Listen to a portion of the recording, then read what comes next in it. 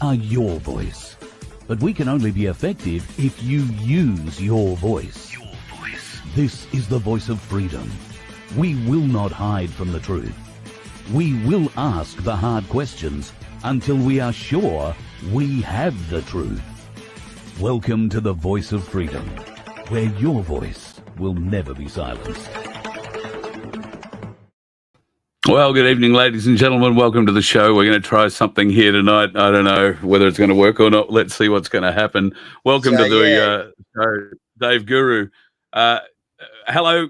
Are we hooked up, buddy? Can you hear me?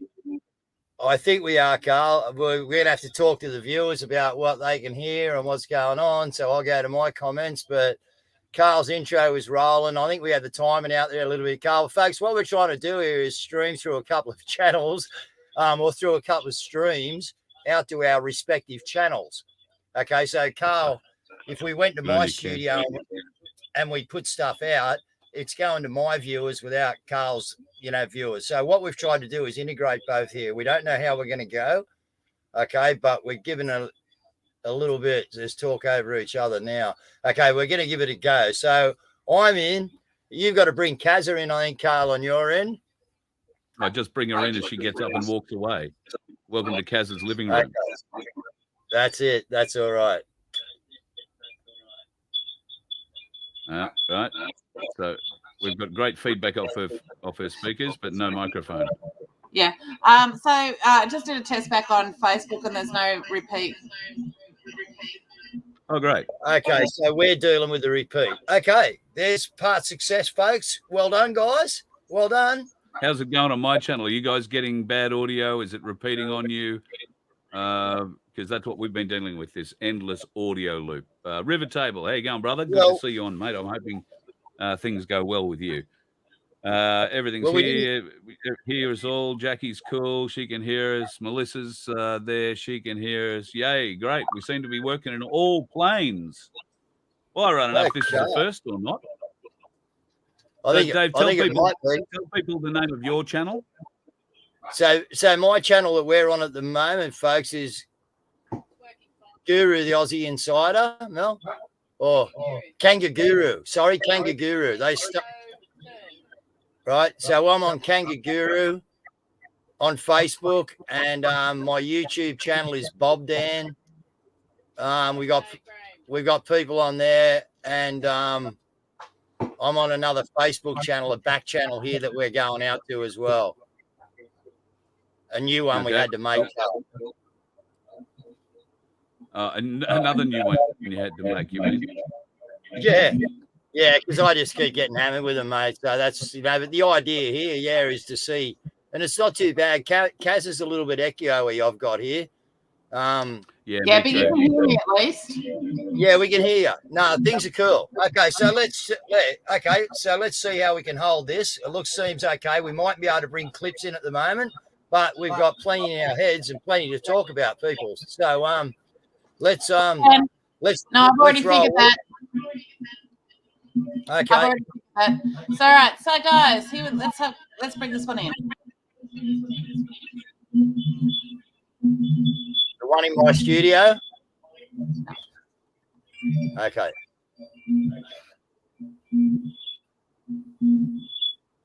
Bear with us, people. We've got to get to the headphones, guys.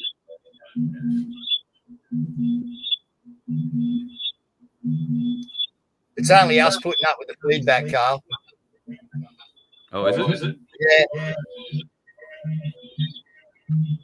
All right. Someone's saying No, it is high pitched. It's high pitched, guys. Okay. All right. Won't do that then. Anyway, you can turn those speakers that you're listening to down anyhow. Because I've got this repeating sort of low. There you go. That's gone. That's got it lost. And there's still a high one now. Yeah, Kaz is terrible.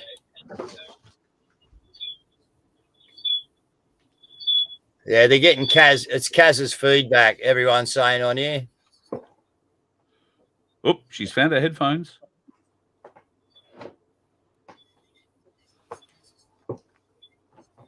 We'll get there.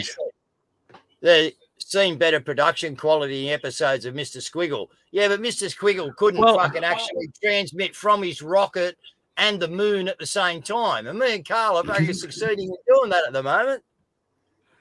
And this is exactly the kind of thing we're trying to get some equipment together for, folks, because we're trying to do television things using software that isn't designed to do television things.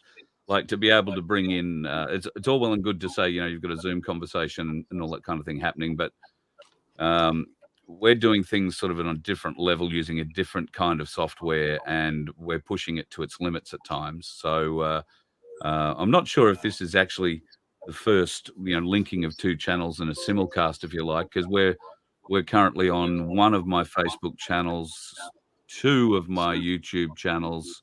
Oh, beg your pardon. We're going out on all three YouTube channels tonight, and Twitter. So no excuse if you're not seeing it, I guess. We're not going out on my personal Facebook page. We're going out on the Wake Up Facebook page if you're interested in finding that. Dave, for your listeners, Kaz, can I just tell you what a spectacular job you've done finding those headphones? Not only do they make you look more beautiful, and can I say that now you look like the secret behind-the-scenes controller that we all know you to be. The woman that whispered in the ear of the operative. What about when I talk? Can you actually hear me? Yes, beautifully. Yeah, we got a bit of echo. But we just got to work on this, guys. Just bear with us if you can, because thanks for all the feedback. That's what we need.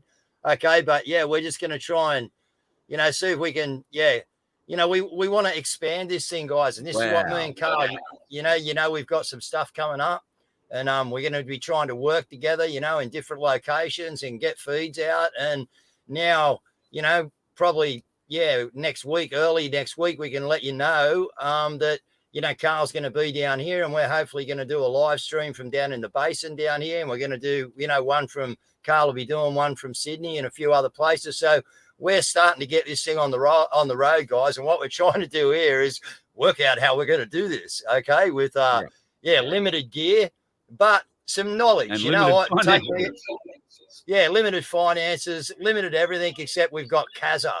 So if we've got any other tech gurus out there that can help us do what we're doing, Carl's a bit echoey, but the sound's pretty good now. So listen, guys, big experiment. We're streaming 2 studios out here to numerous different links, okay, at one time. So I reckon, we've done all right just to get here, Carl, actually. You're right there. Absolutely right there. So I've got a little ticker running at the moment. It's going to a new, I don't know that I told you guys, but there's a new there's a new webpage being built for Voice of Freedom. And Dave, I suppose we can let a bit of the secret out of the bag that in the future, you and I plan to be doing a lot more together. And Voice of Freedom will play a role in that, because it's not just me, it's everyone. So there is a donate button currently on that landing page while the rest of the thing is being built. But this will eventually become a home for many of the freedom voices. I'm not going to say fighters. I'm going to say voices for Dave, for Kaz, for myself, for others, should they choose to join us. And we want to be on the road telling your stories, folks. So the only way that we can do that is be on the road with you. So it's hard to get you to come to us. So we're going to come to you. And we want to make a difference. And we can only do that by coming and finding you guys and encouraging you where needed. You can educate us. Maybe we can educate you. We can get something together. So along my side at the moment anyway, there's a ticker. But if you go to vofhq.com, you'll find that landing page. And if you've got a few spare bucks and you can care to donate, it's going to all of us. So it'll help us all get where we need to be to try and get this message out. I don't know who turned their speakers up, but something's now starting to feedback really badly. Yeah, have you got earphones? Someone just said, have you got any earphones? Sophie lives. G'day, Sophie. How are you? G'day, everybody out there. Sorry, but g'day, Sophie. Sophie's saying no echo here, but then we had Carl. Yeah, that's better, Carl. Yep, cool. Okay. I got mine on. That's no worries. Guru's the only virgin here, mate. No headphones, eh? He's all trying to look like Hook. You're all trying to look like Hoodie, are you? Anyway, geez, there's a name for a man like you. Pardon me, I won't cough in your ear. All right. Okay. All right, kick us off. What's going on tonight? All right. Okay, This is really good.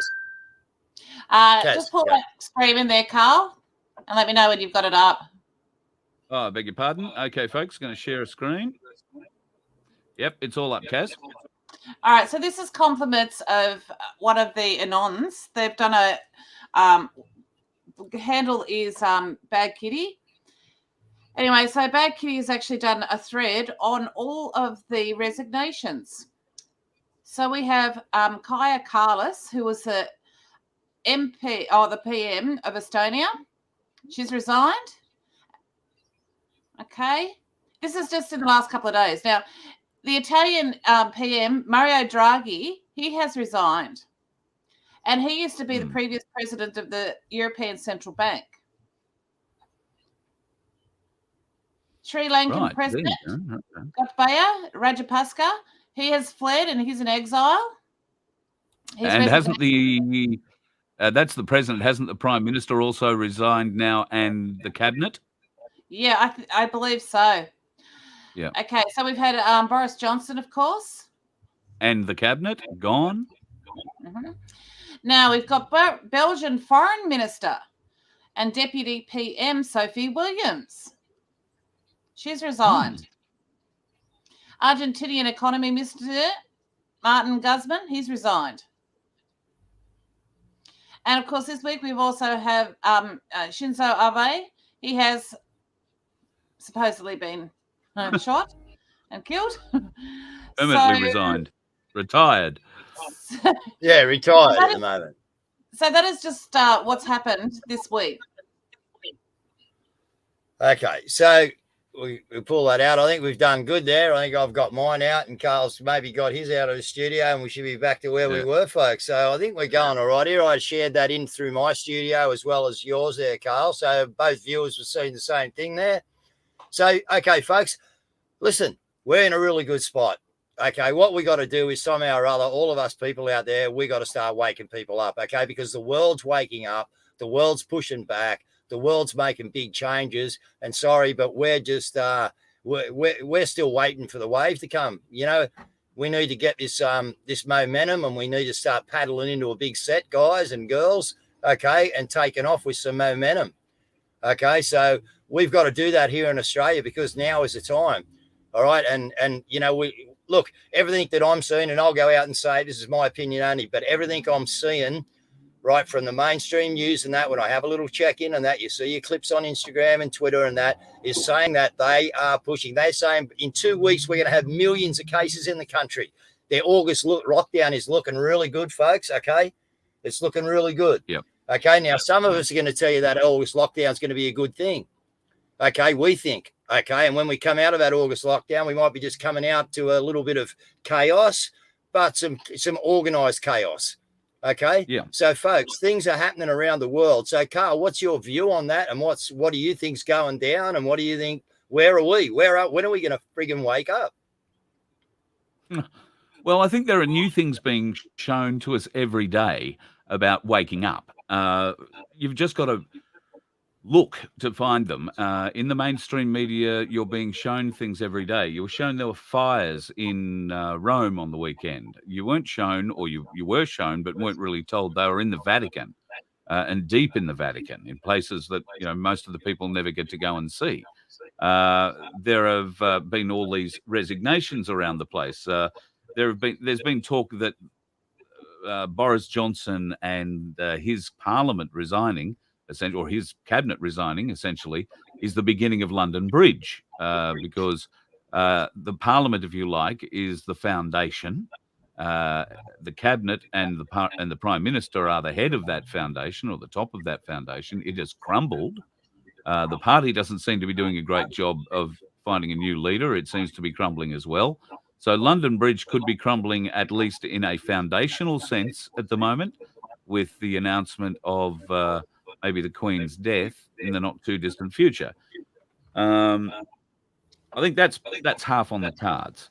One of my of viewers has asked a question here. She wondered who takes their place. Miss Piggy wants to know who takes the place of all these people who've been resigned, if you like, or are resigning. All right. So, Dave, Kaz, what do you guys reckon?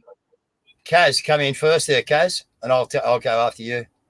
Just you go first because I'm just adjusting my speakers. All right, what's going to happen? Okay, I can't tell you what's going to happen. Okay, over in England or Belgium or anywhere else. Okay, we know that I think Romania has a shadow government organised in the back scenes. Correct me if I'm wrong, viewers. Okay, but this is what I've been told. Okay, that Romania is actually organised. There will be no vacuum in that country. Other countries are going to be looking at huge vacuums of power where corrupt, these guys are so dirty, mate. They'll slip somebody else in. We'll have another Zelensky. You know what I mean? And the friggin', Hollywood superstars will be flying over to meet someone else now soon. But anyway, I can talk to you about Australia, folks. Okay, and my opinion and my view on Australia. When we get to the point, when we all wake up out there and we get to the point that we get enough pushback to take this thing over, all right, and get our country into a state where we can run it, you will see a man called Ricardo Bosi as the president of Australia, or whatever we call this friggin' place. I don't give two shits what we call it, okay, and I don't care two shits about too much, except for the fact that I believe A1 has a corporate structure, not a corporate. That's a fucking bad word. Excuse my French. Okay. Has a top tier structure. Okay. Ready to pull this country back into a place that it can be. A 2% expenditure tax. Think about it, people. Okay. Every cent that goes into your pocket in dollars is yours. $1,000 a week is yours. $2,000 a week is yours. If you don't spend any money for 2 weeks, you don't pay any tax. You go down the garage and buy $200 worth of fuel, it's going to cost you $4. Okay? That's the way it is, a 2% expenditure tax, because you got to realize that we have been paying the fucking cabal for hundreds of years, hundreds and hundreds of years since they first turned up here.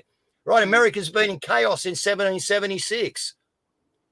Okay, come on. We don't have to we don't have to explain this, folks. Where we are, we need to wake up, and we have what we need in Australia to put this country back into a place where we can run it. Okay, but I'm telling you, Rick Bossy's the man to do it. And there are other things we're looking into now, as in community structures, that hopefully we will be able to help implement them as well. But the whole idea here is for us to grab this country back as people, have someone like Rick run this country, and we get the people in that we need. You can't tell me in 27 million people we can't replace 130 knuckleheads that fucking up in that satanic place up there on the hill.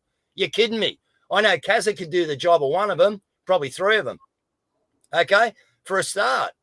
Okay, I'm no guru. I just happen to get tagged with something. You know what I mean? And I'm a good speaker. That's about it. But I might be Speaker of the House. Who knows?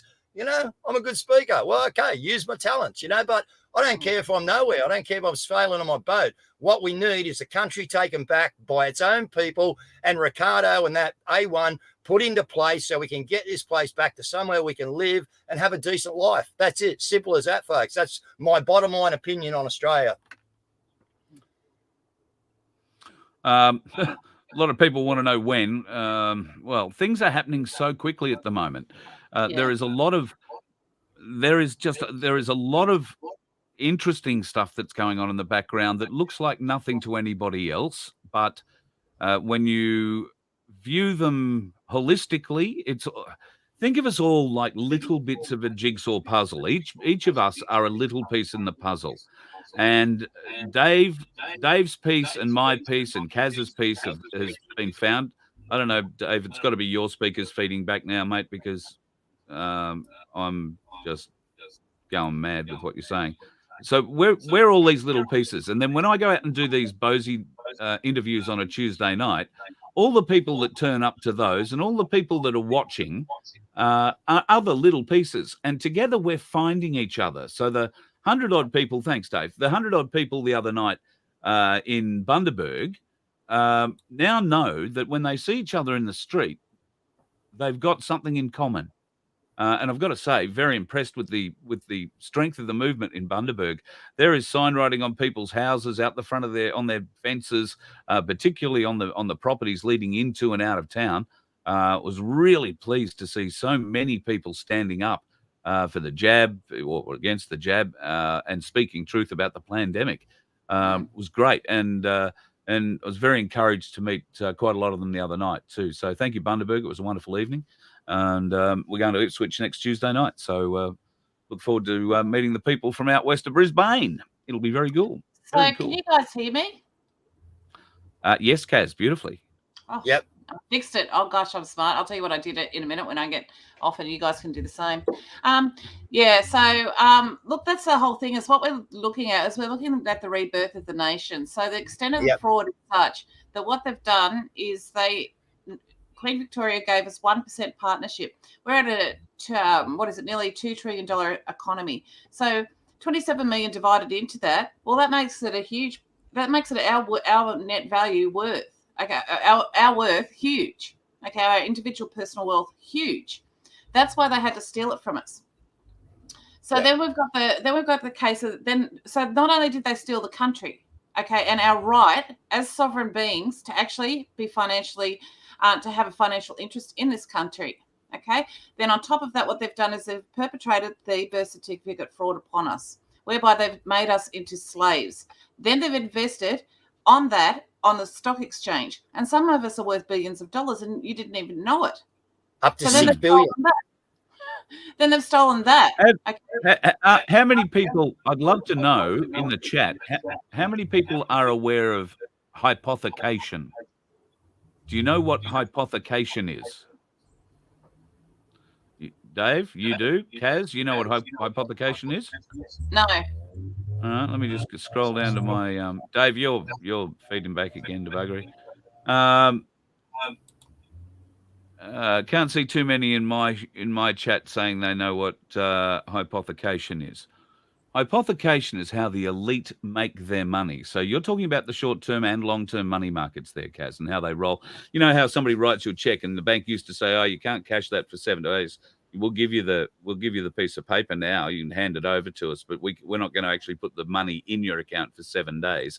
And now it's 3 days, and they still do that electronically. What they do is they take all that money that's generated, and you're talking about putting it on the short-term money market. Well, the big banks and the big players, the elites in the central banking system, do more than that. They do it on a global scale, and it's called hypothecation. And they take that money that is all of ours and they back it with their own bits and pieces. And they can turn $1 million into $100 million in 12 months or more, just depending on how hard they push it. And if there are certain institutions, certain people you have to know to be able to hypothecate money. And there are certain people within the freedom movements who know those people. And hypothecation is where this, in some of these arguments, is where this mass wealth is coming from. Because if you were able to say and we're all thinking gold wealth here. So gold wealth that's been kept in caves, found in tunnels, whatever it's been dug up under the Vatican, that has been divvied up and is going to be hypothecated in certain ways. So that when and if Nasara Jassara comes through, as we all expect and hope, that's where all this cash is going to come from. It's where the elites have been that's the money they've been hypothecating. That's how they've been generating huge amounts of wealth and then storing it in tunnels, in gold, in platinum, in precious metals, and artworks, and God knows what else. So, but the good thing is, Carl, we won't have elites hypothecating. We'll have a country hypothecating our minerals and that without even taking them out of the ground, because we have the base wealth there. So we can hypothecate, okay, and we can make money nationally as a country, but throughout the people, we will not need to have, these people ripping off this person to make this much money for that person, because what we've got is a 2% expenditure tax. You have money. You have money. The economy works that way, so as good as all that is, and I think it's all great, you know what I mean? But I don't think individually, if we can turn this thing around how we think, that people are going to be doing it tough. I think countries will be, definitely hypothecating, but all this banking bullshit about hypothecation and that, my personal opinion, it should go. You know what I mean? And we use that as a national way to actually create wealth and money. But that's just my opinion on it. Yeah, I agree with exactly what you're saying. I just think it should be used in different purposes. It's the extent of the fraud. The fraud just goes on and on and on, though. So on top of the birth certificate fraud and the fact that they're making money off us, then on top of that, what they've got is that we pay tax 3 times on every dollar. So we pay 37% income tax. Then we pay tax on our savings. Then we pay tax on anything that we purchase. And then on top of that, we pay 125 different federal, state, and local council taxes. Then if you want to take a drive down the road, you got to pay a private toll for a road that you built, paid to have built, that they gave to some sort of private company, or you get a speeding fine that some private company puts a car there, gets a photo of you, and the state enforces it. So the level of fraud is so outrageous, and thank God for COVID, because we're all finally doing something about it. And and we haven't seen what freedom is for such a long time, because what's happened is we have been domesticated and made dependent on the state.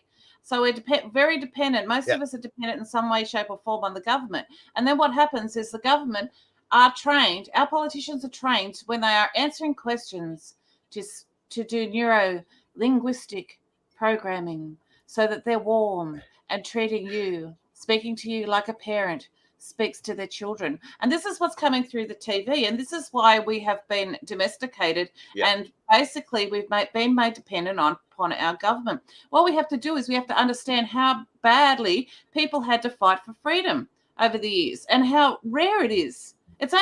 America's only a few hundred years old. Liberty doesn't last for long traditionally. So it's been a long, hard fight. And, I was talking this morning about the fight of Thermopylae, and the bloody battle that the 300 put up to stop Xerxes from coming across. But all through history, at different times of history, people have had to stand up and try to fight. And it's been a long, hard battle. It's something that's very rare. But why people want it is because you are responsible. You are responsible. You decide, I'm not going to drive 60 Ks down the road here. I'm going to drive 40 because I can't handle a car at 60 Ks. This is how it works. It's you taking personal responsibility for things and making wise choices instead of being dumbed down, dependent upon your government. Can I just use that driving example that you've placed there as a good example? So if you, let's use a major highway, like, I don't know, Sydney. So I don't know, M5, that's a big road. M7, these are big roads, 3-4 lane highways. Is that right? In Melbourne, the Southeastern Freeway, the Tullamarine Freeway. In Brisbane, they're all 4 to 6 lane, Yeah, beautiful. So those sorts of things in Brisbane, the M1, the Bruce Highway, anything like that. So these in some areas are 110 kilometers an hour, in other areas they're 100.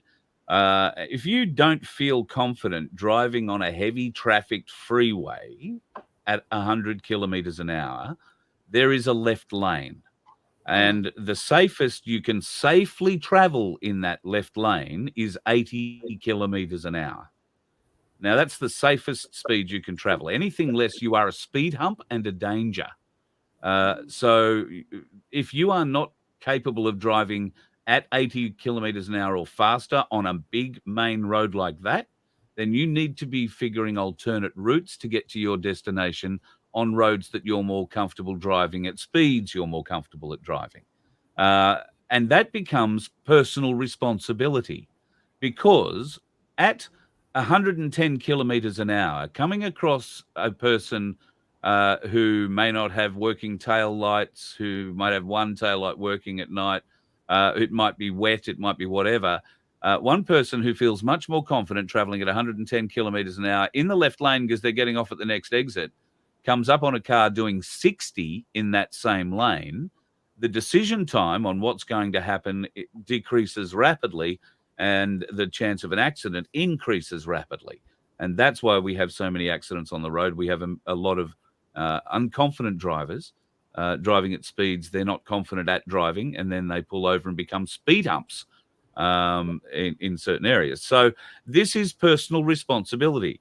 And so in our future, I expect that just because you're allowed to drive at 80 kilometers an hour and you were doing 78 when you got rammed up the arse by a truck doing 100, then the personal responsibility pledge is going to come to you, or that argument is going to come on you to say, well, really, the road is 110 kilometres an hour limited, and you're not capable of doing 80 comfortably.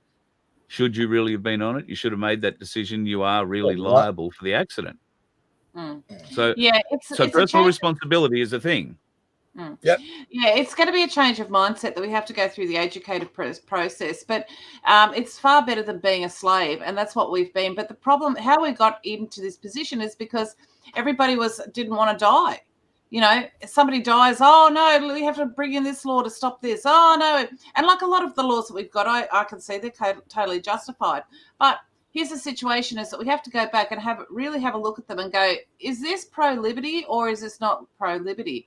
Because you have to have legislation, because otherwise you're just saying that, oh, well, bad's never going to happen. Bad is going to happen, Yeah. Like, people are going to be murderers. It's just the way of the world. We have to have laws.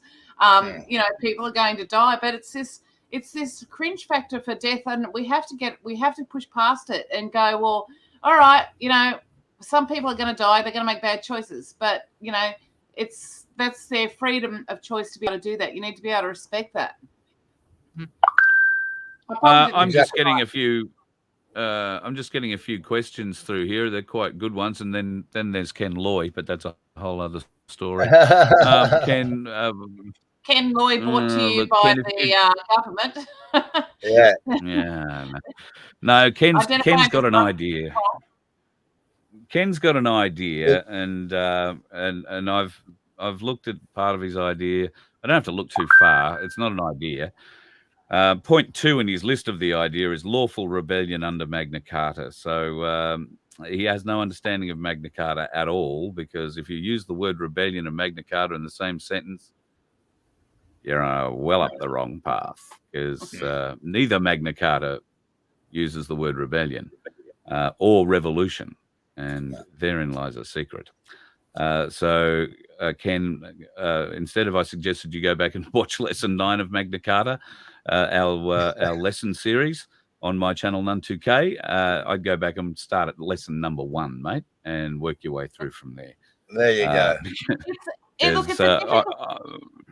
Not even going to bother entertaining, but there are some really good questions. Yeah, it's a difficult concept for people to understand, because for so long we've been trained that we're dependent upon the government and we're their children. But actually, no, we're the boss. They do what we tell them to do. Yes, they're resisting, of course, like petulant, bloody children, when a parent comes along and says, you can't do that. And they're saying, no, we can. And they're kicking and screaming and having a fucking tantrum in their bedroom at the moment, trashing the place. They're not trashing their bedroom, I beg your pardon. They're trashing the house. They're looting the house. They're looting it. Yeah. And that's just sending them well off their cookie cutter. At any rate, Aaron Johnson on my channel sent up a question that is pretty good. He asked me if I'd seen any heavy tanks and strikers, which are the 6x6 troop carrier light tank things that we have headed north up the Bruce, past the sunny coast. I haven't been on the road. Well, I didn't see any on Tuesday or Wednesday. I didn't see one military truck between the Gold Coast and Bundaberg Tuesday or Wednesday. And I haven't been out yesterday or today. It's quite possible. And look, not unheard of.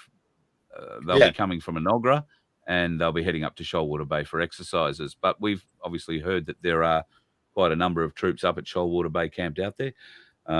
So who, what, where, and why for, who knows? But if they are heading up there, not at all surprised to hear that news, Aaron. Thanks for the tip, though. And if there are other people on the highway and you are seeing a lot of military movement, please let us know, whether it's on Dave's channel. So folks over there, that side, I'm pointing at different cameras.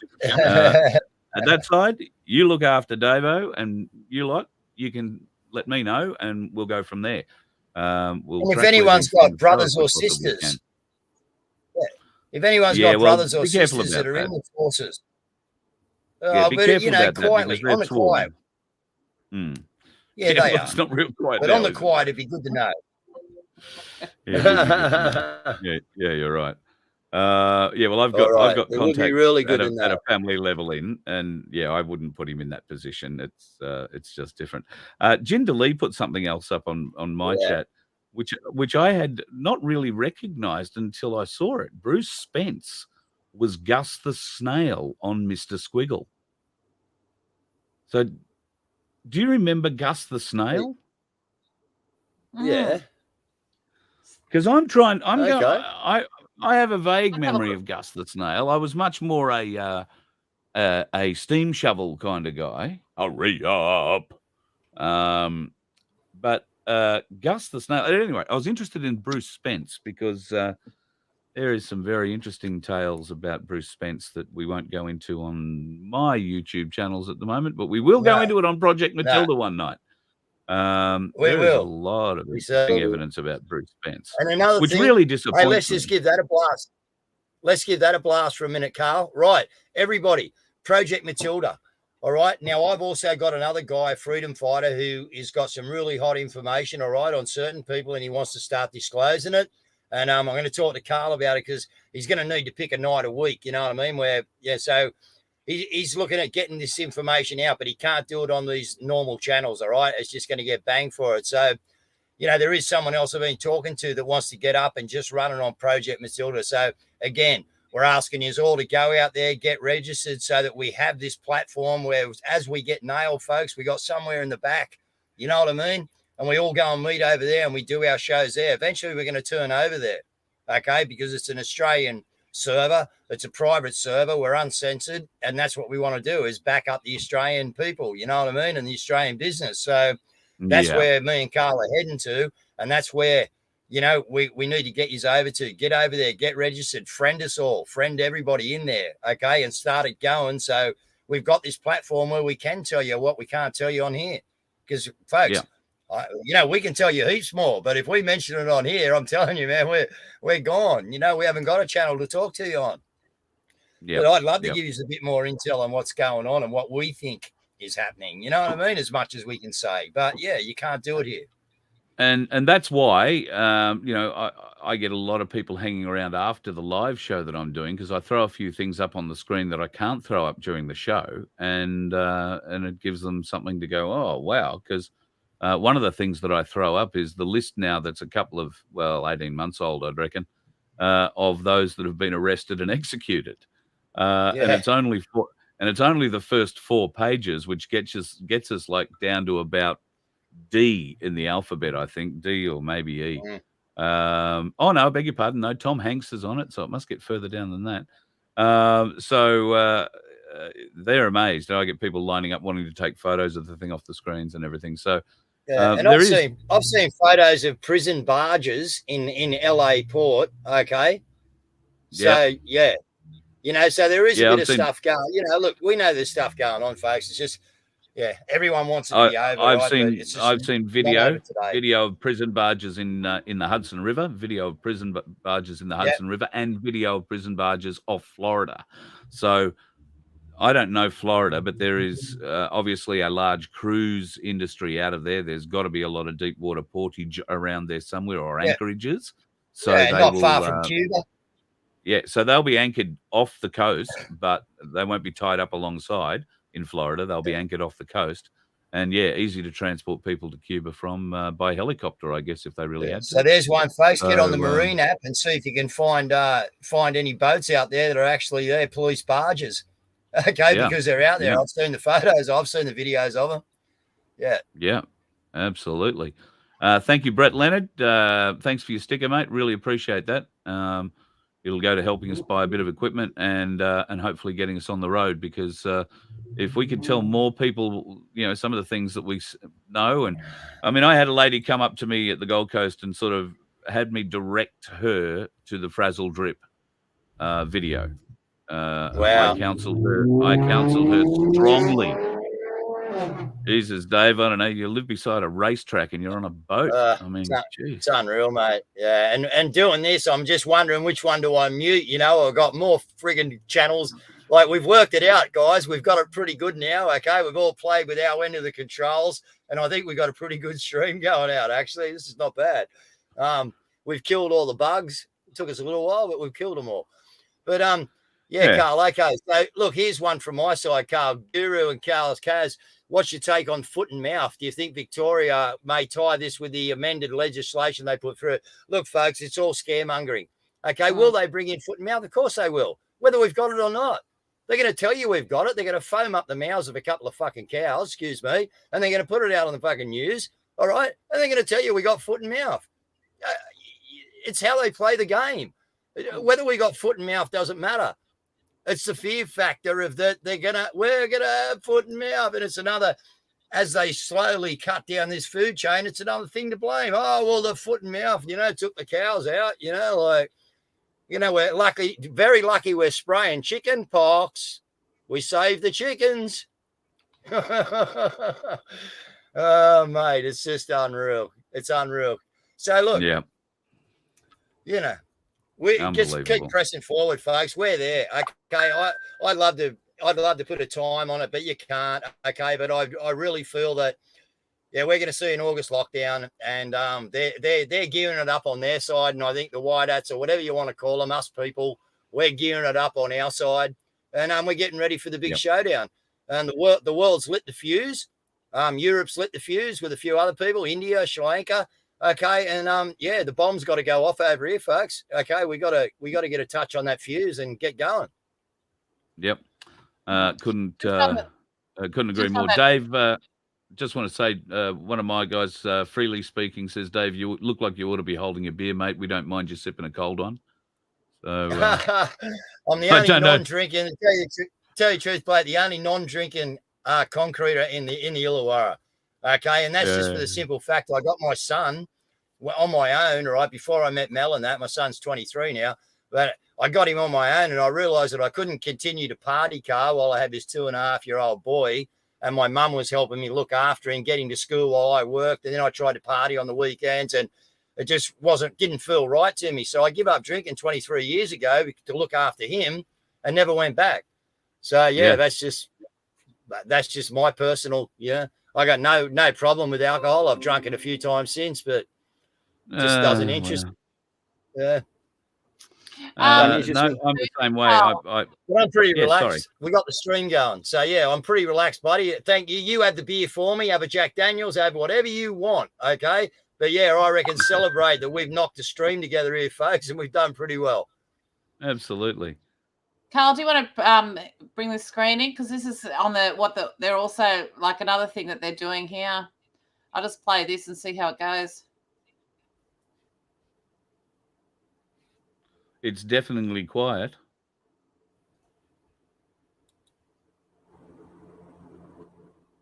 No, that's your microphone.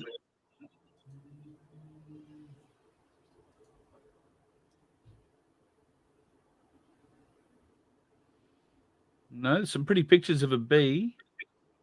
Yeah. There's no, it's not playing, is it? There's no sound? No, it's not playing sound, Kaz. Okay. All right. Well, look, basically, this is a report. The Department of New South Wales Industry has declared a new eradication zone in New South Wales as a deadly Varroa virus wreaks havoc on the Australian bee population. So just more of it. If you have no bees, you don't have any fruits. That goes basically life. Bees. So this is just more of the same of what, they're up to. So suddenly we have now a Varroa virus that's just deadly, and it's more of the same. We know they're hitting the food chain. We know that they basically, that this is what they want. So this is just the stuff that we're dealing with and that we will be dealing with for the next few months. Yeah. I don't know about you guys. There's been a lot of consternation here in the last few days about being sprayed. People were concerned that it's not now going to be weather manipulation, that we're going to be sprayed with anything other than pesticides. I've got someone looking into it. Yeah.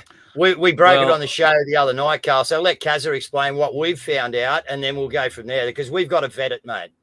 Yeah. Yep, sure. I've got somebody looking into it, and at the moment it looks like it might be just a bit of a furphy. They are spraying stuff on us, but not the that thing that you put into your arm normally. Or she hasn't been able to find the documents as yet, and she's done a pretty thorough search. but she's going to circle around and approach it from the other side and see what they are putting out there, and then that way and see if it's actually been included subtly. So there is supposedly, and I've seen the video, but the website that he goes to, you can't see, like the web address. There is a website where he goes through a list of DIR or directives that they are allowed to, or have been approved, or are awaiting approval for aerial activity. And DIR 184 directly relates to the spicy cough. So I can't find, because I haven't looked, and I suppose I could do that while I'm sitting here. I could type that in to it. Australian Health Department it would be. So are people not hearing me speak now? No, our feed is being messed with, Kaz. Our feed's getting messed with. That's all. They don't like us doing what we're doing here, mate. All right. So I am looking for DIR 184. Yeah, that'll be so. confusing. Yeah, everything seems cool. I'll when you talk again, Kaz, I'll just try. Hang on a minute. Just try. We'll just get a report off them, right? Just talk about something now, Kaz, for 2 secs. Just coming on. All right. How am I coming through now, guys? Hearing me now? Thank you, Margaret. Yeah, hearing you now, Kaz. Yeah, we got it. I didn't do a thing. Okay. Okay. All right. Yeah, we're just gonna have to play around with it, folks, but we'll get it. We're breaking technology here. This is breaking boundaries. Good stuff. Perfect. Lisa Jones says, hearing you now, Kaz. Cool. Because I'm playing with stuff in my stream, folks. We got Carl playing with stuff in his stream. Kaz are playing with stuff in her stream. So we don't know what we're muting and what we're turning. We're just playing. So we need your feedback. Okay. So, yeah, this is where we are, people. Okay, we're at a critical time in Australia, and this is what I want to be talking about, like for the next week or so, where we are, how we're going to do it. People are pushing out the 23rd here next weekend, Carl, down in Canberra. Okay, so yes, there's a worldwide rally. So, again, what's going to happen there? Are we getting organised for that? I know the 30th, the weekend after that, they want to do something at the Russian embassy with Cossack and the Russian embassy. So, so they're telling me here, I'll ring Brad after the show in Parliament House. Poor Brad's up there on his own, I think. So I'm saying, but he's a legend, mate. He stays in it. But yeah, unfortunately, not all of us can do that. We've got other things to do. But yeah, Brad's been an absolute frigging stalwart up there, man. Yeah, right. All right. So, yeah, how do we do this, folks? How do we do this, viewers? What's our next step? Are our farmers from Ballarat going to spark a little bit of insight into some other farmers around the place? And are we going to start to get some movement on the road? And maybe the truckers will come in and join us. And then we can all get a second wind and come and back you up, because we got, 5 million people out there. Okay. And all we need is someone to light the wick again, like Jim Greer did the last time. Okay. That's all we need. Someone to light the wick, folks. Who's it going to be? Is it the farmers? Is it the truckers? What's going to happen? So I'm not up to date with what's happened with the Ballarat farmers. What's going on there? I'm just bringing it in, actually. Oh, okay. I'm trying to find that link to that website, that health website, but I can't find it at the moment. And that's the thing. It's all well and good to pass around these TikToks where people are talking about these great, supposed finds. But when you actually do your background, you go and the first thing is to go and try and find it yourself on the website. And if you can't find it on the website, then you've got to ask yourself, well, which website was he filming? Because clearly not the real one. So I can't find it on the real one at the moment, but it could be hidden under genetics, because they're not going to have it under a headline of aerial spraying, right? Yeah. They're going to have it in gene modification or genetic modification or genetics, or in those sorts of fields, and then you are going to see applications for aerial dispersal or aerial disbursement. And they're the ones that I think we're looking for, because they had, according to this video, this TikTok thing, DIR 184 was for the spicy cough. But there was a lot more other things in there too. Other things they were supposedly spraying for, including cancer. So, and that's a test on us all, and not just us all. It's everything, everything. All right. It's not just every human. It's every animal. It's every plant. It's every cloud. It's every drop of water in every river, in every stream, in every ocean. It's everything. You know, they just where they spray it, everything gets it. Yeah, everything. It's everywhere. So, and then that's the experiment. What lives?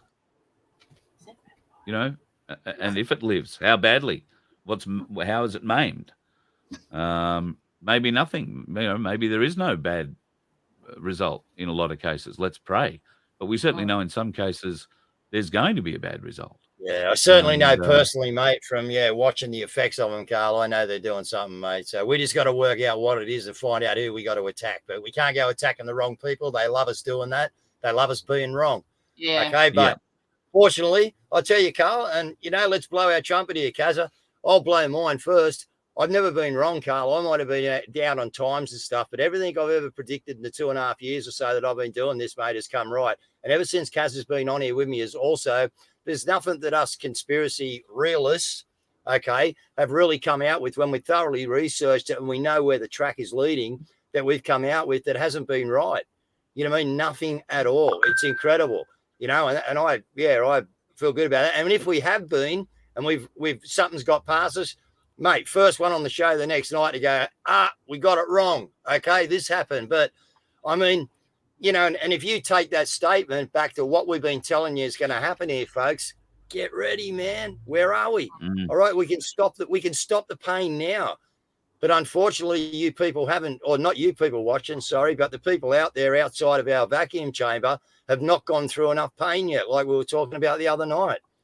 Okay, and they're going to feel it soon because the farmers are kicking up now. So maybe this kicks something off. The general person I'm talking to now, engineers, different people like that, they're awake now to what's going on. Okay, and I've got their full backing now, you know, whereas before these people wouldn't even go near the subject, you know, but now they're going, Guru, support you fucking 100%, mate. Can't believe it. You know what I mean? But now it's in front of people. So it's our time to act, people, and the onus is on us. We're the ones that are awake. We know all this information, okay, and we've got it. So the onus is on us to try and get it out there, and that's what me and Carl are working on with Kazza in the background to try and get something out there where the normal people can turn on a dial on a radio and go, oh, what's this? Carl Leibold's got a breakfast show with Guru, fucking 3 days a week or whatever, you know, whatever it is. You are never going to get out of bed and do bloody breakfast with me. No, I know. I'm not neither. Yeah. But anyway, you'll be the night. You'll be the. Then I thought I could make a good breakfast announcement. But anyway. But no, no, look, you'll folks, be the that's dirty what we're night trying guy. to do. Yeah. We're trying to get a channel out there that people can actually find. Okay. And we can have a normal radio station maybe going, but we've got all these other facets that come into it. You know, and like, who wouldn't want to tune into Carl for breakfast? You know, listen to the guy, mate. He's going to wake you up and get you on your feet. That's what his voice was born for. Yeah, the head's not too good, but, you know. One of the things that we need to be mindful of is that this is a war, and it's a irregular warfare that's being practiced. So don't be surprised when our side takes a hit. Look at what's going on with January 6th. It's come out that the FBI infiltrated the Proud Boys and led them and basically created that situation. But the January 6th committee are desperate and they don't understand. So don't be surprised if Trump is the first arrest. Okay, so now I'm just warning you. I'm just putting it out there that this is a possibility because they are at Camp Desperate, and if they don't act now, they're all going to be in a very cold prison for a very long time. If they're lucky enough to make it to that cold prison. Yeah. Exactly right. Can I, unless you guys have anything expressly that you want to go on with? Do you want me to have a look at the trucks? This is in Ballarat. They're protesting the power lines. Can you see that? Great. Hang on. Let me share it at my end. Righto, yeah. Oh, yeah. Look at that. Mate, we're on fire here, Carl. We're on fire, son. John Deere are getting a good plug there, aren't they? Mate, aren't they? What? Hey, that's Yeah. beautiful. They ought to get that. That's a good one to put a banner up over this Photoshop Bloody banner oath. for it. Yeah, if I was the marketing guy for John Deere, I'd be checking that one out. There's a couple of Massey Fergusons. Is that the red one? I reckon those red ones would be Massey Fergusons. Hey, the Rabbitohs have got the right colours here. Yeah. Oh, they're Case IH. Righto, Case IH. Yeah, right. Man, it's been long time since I've driven a tractor, folks. Long time. Well, I tell you what, they got a lot of the market, that company. That's awesome. So they're blocking up the main street of Ballarat and letting it be known they're not going to be tampered with. The big news out of that, of course, is in other countries at the moment, they are stopping farmers. I think this is part of the Netherlands thing. They're stopping farmers from planting crops and not giving them access to fertilizers or to nutrients or things that they need, which is essentially going to encourage starvation. So I don't know. It's unbelievable what some of these bastards are doing at the moment. It's yeah, but see, they have to protest at the moment, and the people are agreeing with them because even though the shelves are empty, imagine how empty they're going to be if there's no food around. There's food around at the moment. They're just refusing to bring it in. But it's not just the farmers. What we haven't been shown is it's actually the boats as well. Have a look at this one. Ready, Carl? 1, 2, 3. Oh, no, hang on. Kaz has only just sent it to me. There you go. Right, there it goes. Come on, you slow son. Look at that. Look at that. Guru's flotilla. All the boys roped up together. That's cool. I love it. It is pretty good, isn't it? That's not a bad idea, brother, eh? Yeah. We'll shut down freaking Sydney Heads, mate. Oh, better not say that. Shit. No, don't do that. You'll find yourself, being challenged for encouraging bad acts. Don't be doing stupid things. Yeah, that's like right. That. Yeah. So, any traffic. How are you guys feeling about a little bit of common law talk? Yeah. I don't care what you want to talk about, Carl. I have a guy who's calling me a coward in my box in my chat room here at the moment, and it's this Ken Loy guy who, if I thought he was brave enough, Ken, are you brave enough? Do you want to come into the chat with us? Yeah, throw an invite out. Ken. Let me know, Ken. I'll just scroll right down to the bottom answer. If you want to come into the chat, I'll post up the link. You can come in. Everybody can come in, but I'll only got room for a couple. But Ken Loy, if you want to come in, absolutely. And if you guys don't mind, Mel, you might have to send him a link. But if you don't mind, I would introduce Fitzroy Sterling to the conversation this evening, ladies and gentlemen. Because if we're going to have a common law conversation, we are going to do so with the best man I know to talk maybe the kind of common law. That's going to get pretty in-depth. We'll end up with a 2-hour show, Carl. It's too hard to download, mate. Oh, well, I think, Fitz, are you there? I think we'd be able to put Ken Loy down pretty early. Can you guys hear me? We can. Yeah, I can at least. Fantastic. All right, everybody can hear him. Nobody has to see him because he doesn't show his head. It's not that he's a very ugly man. It's just that he's a very shy man. So Fitz, welcome to the show. Yeah, my viewers can hear him. I just want to make sure. Yeah. So, cool. All good. So I'm just putting up one of Ken Loy's little statements tonight, Fitz. So, Carl, get this straight. You will not advertise the legit option for taking back power to the people under the original Commonwealth of Australia and the original Constitution. Fitz, I did explain to him maybe he should go and have a look at last Monday night's Magna Carta Learning Centre show. But upon further examples of some of the stupid things that he's come out with, I've sent him back to go and have a listen to lesson 1 and move forward. But that hasn't slowed him down. So can you please explain? I mean, I don't want to go back and find his great long explanation of how he thinks somebody's going to have a win using a 1297 Magna Carta. But can you briefly explain to Ken Loy why there is no legitimate option involving the original Commonwealth of Australia and the original Constitution, please? Yeah. So first question I've got for Ken is, Ken, I need you to define the difference between knowledge and belief. So once you can define that, then you can ask any question you like. So you come give us a definition of that first. But while we're waiting for your definition between knowledge and belief, the difference is between slavery and freedom. That's the quick answer. Yeah. And if we had a legitimate constitution, we wouldn't be living in slavery because the people would be in charge, literally in charge. It's just that simple. Yes. Fitz, I'd give you a round of applause off my machine because it really sounds like you figured out your microphone. Yeah. Okay. Very good. Give him the link. Hang on, he's going to come in. Do you want to have him in? Yeah, go for it, man. Oh, yeah, that's fine. We're not going to run the show. Well, yeah, our end, we're going to try and keep them down just for download time. We put them out so many places, Carl. It's just convenience. But yeah, maybe we get him to do another one tomorrow or something. But yeah, bring him in. Yeah, okay. So it's just gone an hour and a minute. I beg your pardon. Yeah, right. So I've sent him the link, or I've thrown the link into the chat. Yeah. So Ken, you better come up saying Ken Loy. Otherwise, we're going to get flooded with people. So.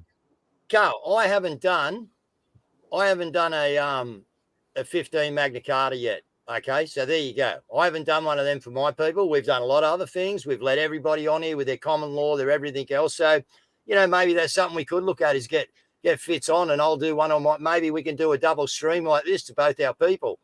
You know what I mean? And and just do an exploratory one. Of the Constitution against and make it an hour and a half special so everyone can jump in.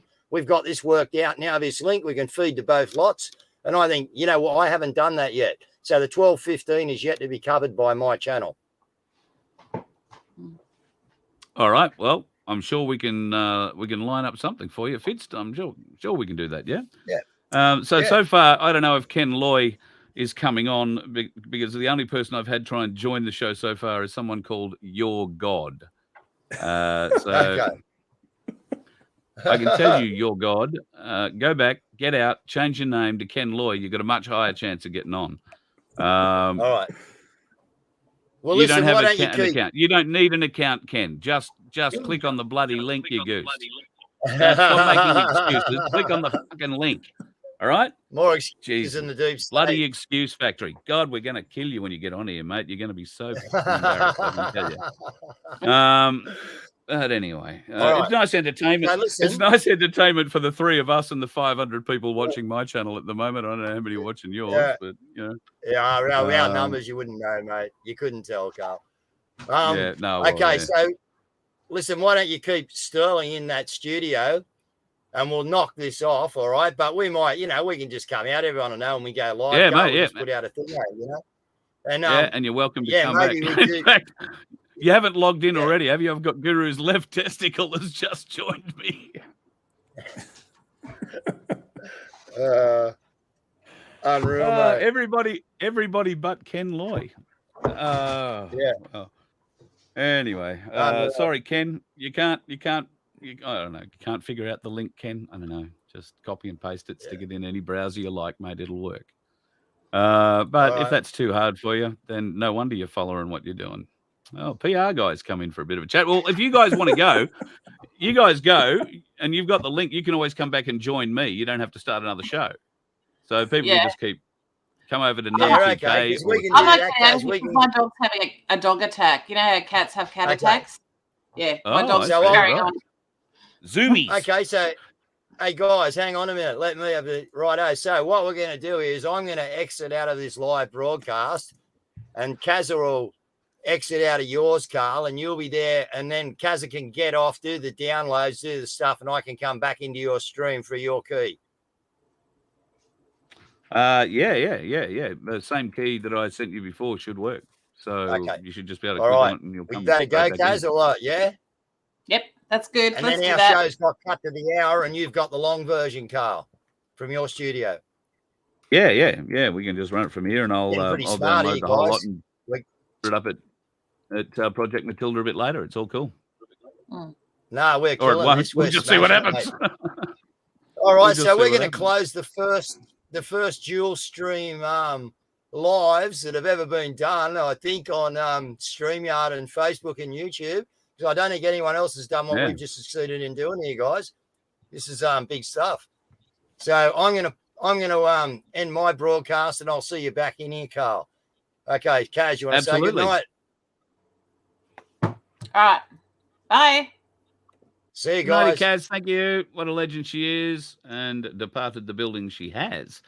So Aaron, Ken's probably Dan Andrews' old trader dictator Dan. Yeah, well, I don't know. He hasn't managed to. Oh, you're still in, Guru. So there you go.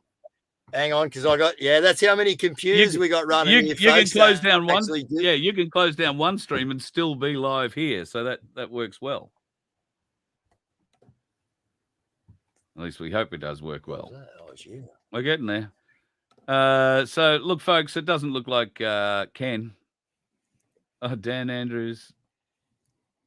Dan Andrews. Oh, I can't read it. Oh, God. Come on, Ken. I love it. I'm still waiting for Ken to answer the question. Knowledge and you haven't seen him. Yeah, he hasn't come on. Oh, I'm on iPad, he says. Does that make a difference? I don't know. I'm working on a Mac. I'm working on a Mac over there, and I've got an iPad. I mean, I can really put it to the test. I mean, I've got an iPad too. Can I come in?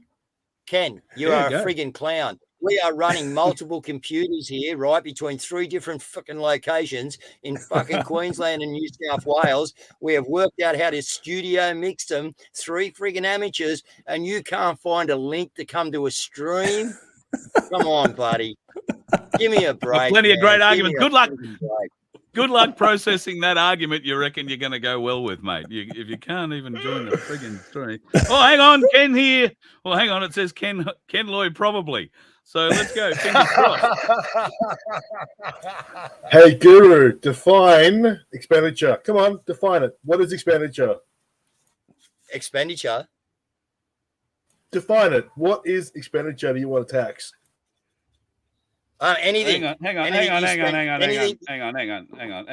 on, Ken.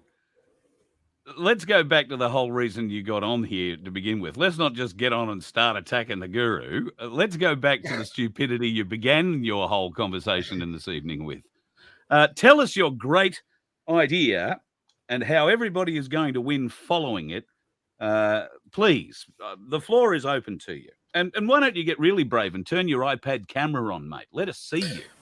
Did you not notice the ... Probably that's a joke. I'm not actually Ken Loy. Then fuck off.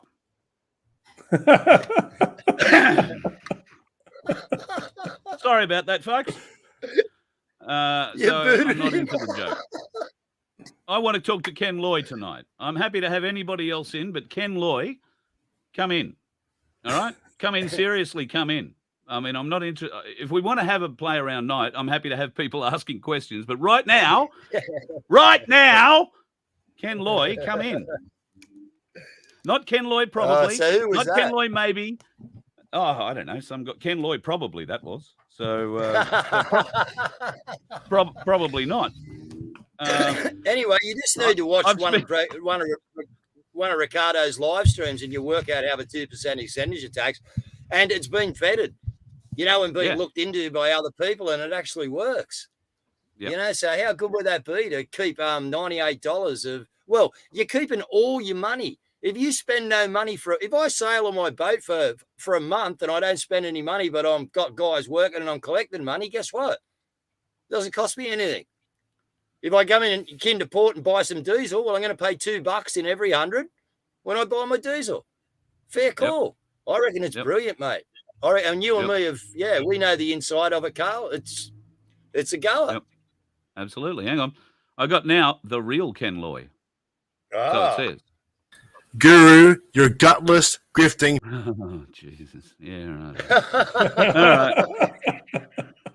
See, now, let's get one thing straight here, folks, okay?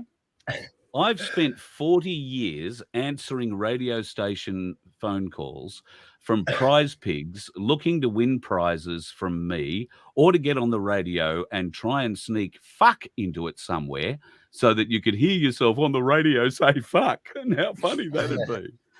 I've spent my entire career in a delay system because it's illegal for me to let you say fuck on the radio. And we've had to, learn how to dump out retards on the radio and numpties who come on the air. So I'm pretty good at just dumping you, and I don't have a delay. And what's more, I'm allowed to say fuck here. So you're either going to cop a mouthful of abuse that has been pent up in me for 40 years for wasting our time, or I'm going to have a real lot of fun with you, and you're not going to come out well. So please don't waste our time on nights where we're trying to be serious. Ken Lloyd. Yeah, I don't give him much airtime. I don't give him much airtime at all, Carl. Got a couple I play with, Tom Rogers, that's about it, mate. Head of the AUC. I'll have a little bit of a joke with Tom, but the majority of them. But, yeah. Anyway, I'm a gutless grifter. Next question. Can't wait till we win, Carl. Hang on. Ken, I'm still waiting. Ken, I'm still waiting for you to answer the question of define knowledge and belief. No personal attacks. Just come out and answer the question. Define the difference. That's all that's required of you. Nothing else. If you're not going to come on and do that, you're going to get dumped again, my friend. So come on when you're ready to answer the question. Or just type it in the comment. Just type it in the comment. He's going there. He's saying in the comments that we're not giving him the link. The link's already in there, you goose. You use the same one, mate. You just come in. Yeah. Everybody else can find the link, including Ken Loy, probably. Ken Loy iPad. Maybe Ken Loy is the missing link, Carl. Well, yeah. Yeah. So Ken's now saying that he knows Darren Bergwerf. All right? Hang on. Oh, right. Hang on. Let me ring Bergwerf. Let me get Darren and we can get him in here. I didn't know I was going to be part of a circus show tonight. I'm sorry. Show. What is it? But I figured you needed a laugh, brother. So, I didn't know I was coming to invite this you level. This is some serious. What was that show on telly where they had all the boxes up there and there was different people in different box and they had to oh man, I remember watching it when I was a kid. Celebrity blanks or something. Not blankety blanks. Yeah, it could have been. And was that it? No, they had one where all the people were up there in boxes and that, and they had that ugly Dave Gray and yeah, that's the one. Blankety blanks. Yeah. Blankety blanks. Okay. Yeah. And hello to the great and wonderful Don Blake, who was the voiceover guy for that. Lives in the hinterland out behind Byron there, beautiful part of the world, and Federal, I think it is from memory. Lovely man, Donnie Blake, beautiful man. Voiceover legend. Okay, so he's big in my world. Nobody else knows him. All right, great, thanks. Anyway, no sign from. Now I've got Craig Kelly UAP joining me. Hasn't he resigned? Hasn't got a party anymore, so they can't really have a party at the end of UAP, can they? Oh, they do have a party. They got a bloke in Victoria, didn't they? Yeah, all right. So I don't know, Guru. What is defined expenditure all about?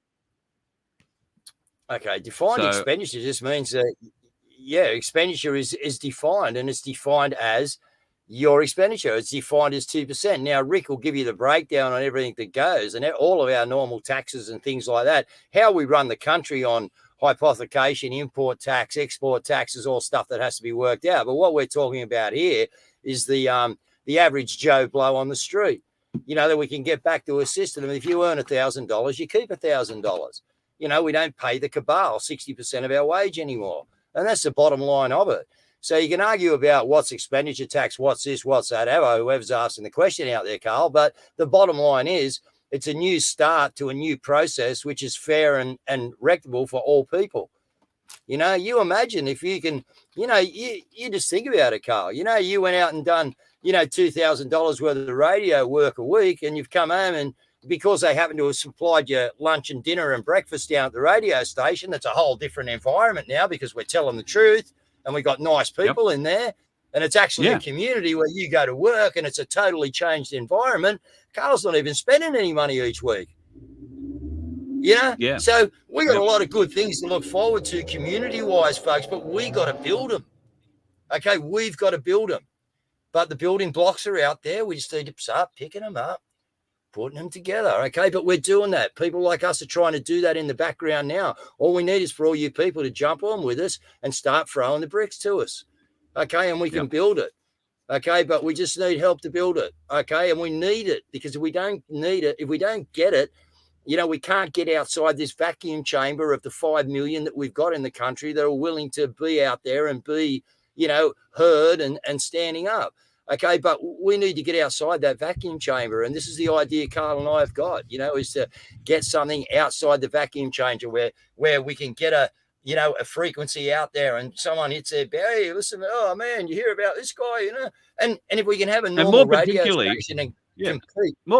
More particularly, we can tell your stories, folks.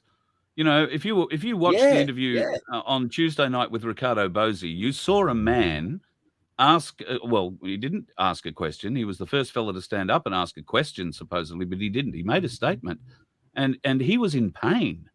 He was describing the pain that he's gone through with his family, with his friends, being ostracized, and being banned essentially from family gatherings, segregated from his mother, saying last goodbyes to his mother through a glass pane, having to hold their hands up against the glass pane and having their last kiss through a pane of glass. The man was in tears at the end of that. Now, these are stories not unique, unfortunately. There are many people suffering, and your story needs to be heard. The more stories like this that people hear, the more strength others will gather from it, and we will gather together. We will band together because it's not good enough that the people are treated this way. Jesus, Dave, we're going to have to move that boat of yours. I was just going to chime in and say, if people really want justice, they need to start understanding trial by jury. Absolutely. They'll get their justice. Not only will they get their justice, they'll actually get the compensation, the legitimate compensation. And there's no statute of limitations on anything that the trial by jury does. There's no time limit. If the crime has not been seen to, and it happened 100 years ago, it's still alive and awake and ready to be settled. So as soon as people start learning trial by jury, then they're going to be in charge of their own destiny. If that's not in the conversation. And so when do you think that trial by jury, when do you think, we we can't go out and do that, like you and I decide we're going to go out, dude, right? And we go, okay, let's go out and do a trial by jury. We get the people, we've had a few of them done. No one's listened. But when is the time that it would actually come into practice? Like, is that when we get a takeover first and then we do all the trial by jury stuff? Or is that, part of the process to get in there, Well, that's the 1215 Magna Carta information that's missing. Once that's understood, there's an actual step-by-step process. It's like an instruction manual of how all those pieces fall together. That's what's missing. We just don't have the knowledge in the numbers to be able to do that. That's the missing piece, right? And until people are willing to invest their time and energy to understand that, then it's just going to be chickens without a head. Because there's no order or structure until we can actually finalize what was already started. See, government cannot have legitimacy until people grant it authority. And in order to grant government authority, there must be safety mechanisms in place where they are bound to a contract that if they breach it, so when I say government, I don't mean a fiction, I mean the men and women that are acting in that service. Where they are bound to a contract if they breach hang it. on, So they've got their speaker on somewhere. Something's happened drastically. Yeah, that was me. Yeah, sorry. So they can only have legitimacy if they hold to their contract. That's what the Constitution is. The Constitution's got nothing to do with the people. The people are free. They're born free. As long as they stay within the confines of the collective conscience, so if they breach anything to do with anyone's integrity, then government can come and help the people bring them to justice, because that's what we agreed to. But if government and agents and officers of government are doing anything outside of that, then they are liable. And the only way to make them liable is trial by jury. Because if you have government running the court system, you have a dictatorship. Yep. People must be in charge. All totally agree with you, Fitz. Couldn't agree more. But at the moment, we seem to be getting, stonewalled, mate. We can try all these things, but they're just ignoring us. I mean, that is changing. You know what I mean? And I know people that are winning in the courts now in numerous different ways. Some are challenging through their own laws and using their own laws against them. Others are, working outside the system, as in some of the common law people, etc. We've got you guys, the other side, the Magna Carta 1215. Now, all this is great. And if the Magna Carta 1215 in your opinion's the one, well, that's great too. But none of it at the moment seems to have the momentum behind it or the authority behind it to actually make a difference to these filthy swine frigging governments that don't give a shit. They don't care what we've got. Authority comes in numbers. So it's just missing the numbers. And once the people get the knowledge, the authority will come. Because once you have the knowledge, you don't falter. And people just don't have the knowledge. That's what they're missing. It's just that simple. I have somebody who's joined us who says at least they're not Ken Loy. I don't know. We'll see how we go. G'day, John Perrins. How are you, mate? I'm Carl. Nice to have you join the show. Fitz is there. Good evening, evening. How are you, mate? Do you want to share about where in the world you are with us, or is that something you're keeping hidden? Well, no. I'm down in Mornington Peninsula in Victoria. Good day, Guru. Lovely part of the world. Yeah. Hey, Blake, how are you? Yeah, very well, mate. I'm giving everything a test for you guys. This is awesome what you've just set up, and I've been watching what the US doing, and you can call in and people are chatting about on freedom channels and stuff like that. So what you're setting up, brilliant, absolutely brilliant. Thanks, John. Really appreciate it, mate. Thank you very much. It's my first time on the camera like this and then on the YouTube. So I appreciate it, Carl. Been following you once you got up and running, and I was in Canberra with Guru there for about 3 weeks. So excellent. Cheers, John. There. Yep. Excellent, mate. So give us a rundown on Victoria at the moment, as well. Mate. Epic boy. Give us a cuddle, mate. Give me a cuddle. Yeah. Cheers, man. Good. So we had a few guys up there, and obviously on the run, bailing out when we did out in the bush, and we were all part of it, mate. I never thought I'd be, running a war, especially in the bush of Canberra. Just amazing. Learn a lot. It's certainly quite a family that's been built down there, and it was an absolutely incredible. Yeah. John, what's going on in Victoria at the moment? Chairman Dan obviously ruling with an iron fist. We haven't seen any coverage up here in Queensland of the farmers in Ballarat blockading the streets. Kaz had some on earlier. Are you seeing much of that? And is there much more talk of it growing in Victoria? First I heard it was from you guys. I haven't had any mainstream media for about a month. No articles, just from you guys and on Gab. I've just been tuned in with some freedom movements in the US, seeing how they're mobilizing people from a military standpoint, I guess, and trying to everything you're talking about. Used to run a group on Facebook, Australians Regroup, but I lost that, and then I lost my name on John Perrins. Had 5,000 people on Facebook. Lost that recently. Lost Twitter, 4,000 on Twitter. Gone. So I've lost everyone, and now I'm finding the links because you guys are doing the show. Yeah, Carl brought us in Bundaberg. Everyone's speaking the same. And now this is where we're at. We need to connect, especially in these ways. And I thought, well, I'll give this a go. Like, I don't know what I'm doing. I'm on my iPhone here, and I'll see if I can get on. Carl's linked me. Good. This is what we let's need. Get you back. Let's get you back out there, and let's build up your base crowd again. Because this is what we need to do. We need to be helping each other. If we can help you rebuild a channel by getting my viewers onto you and Carl's viewers onto you, bloke. That's what this thing's about, man. This is exactly what it's about. You guys speak to Ricardo, the boss, but I introduced myself to him when we were all up there. I'm a veteran, ex-military. Thank you for your service, John. Thank you for your service, mate. Yeah, no, thank you. No worries. But yeah, been watching all you guys every day, and we've been following it. So now is the time, and hence the banner. Regroup. And there's a lot of talk, I guess, behind the scenes too. People are meeting also, and and small groups are talking and building with all the same vision, I guess, what you're promoting here.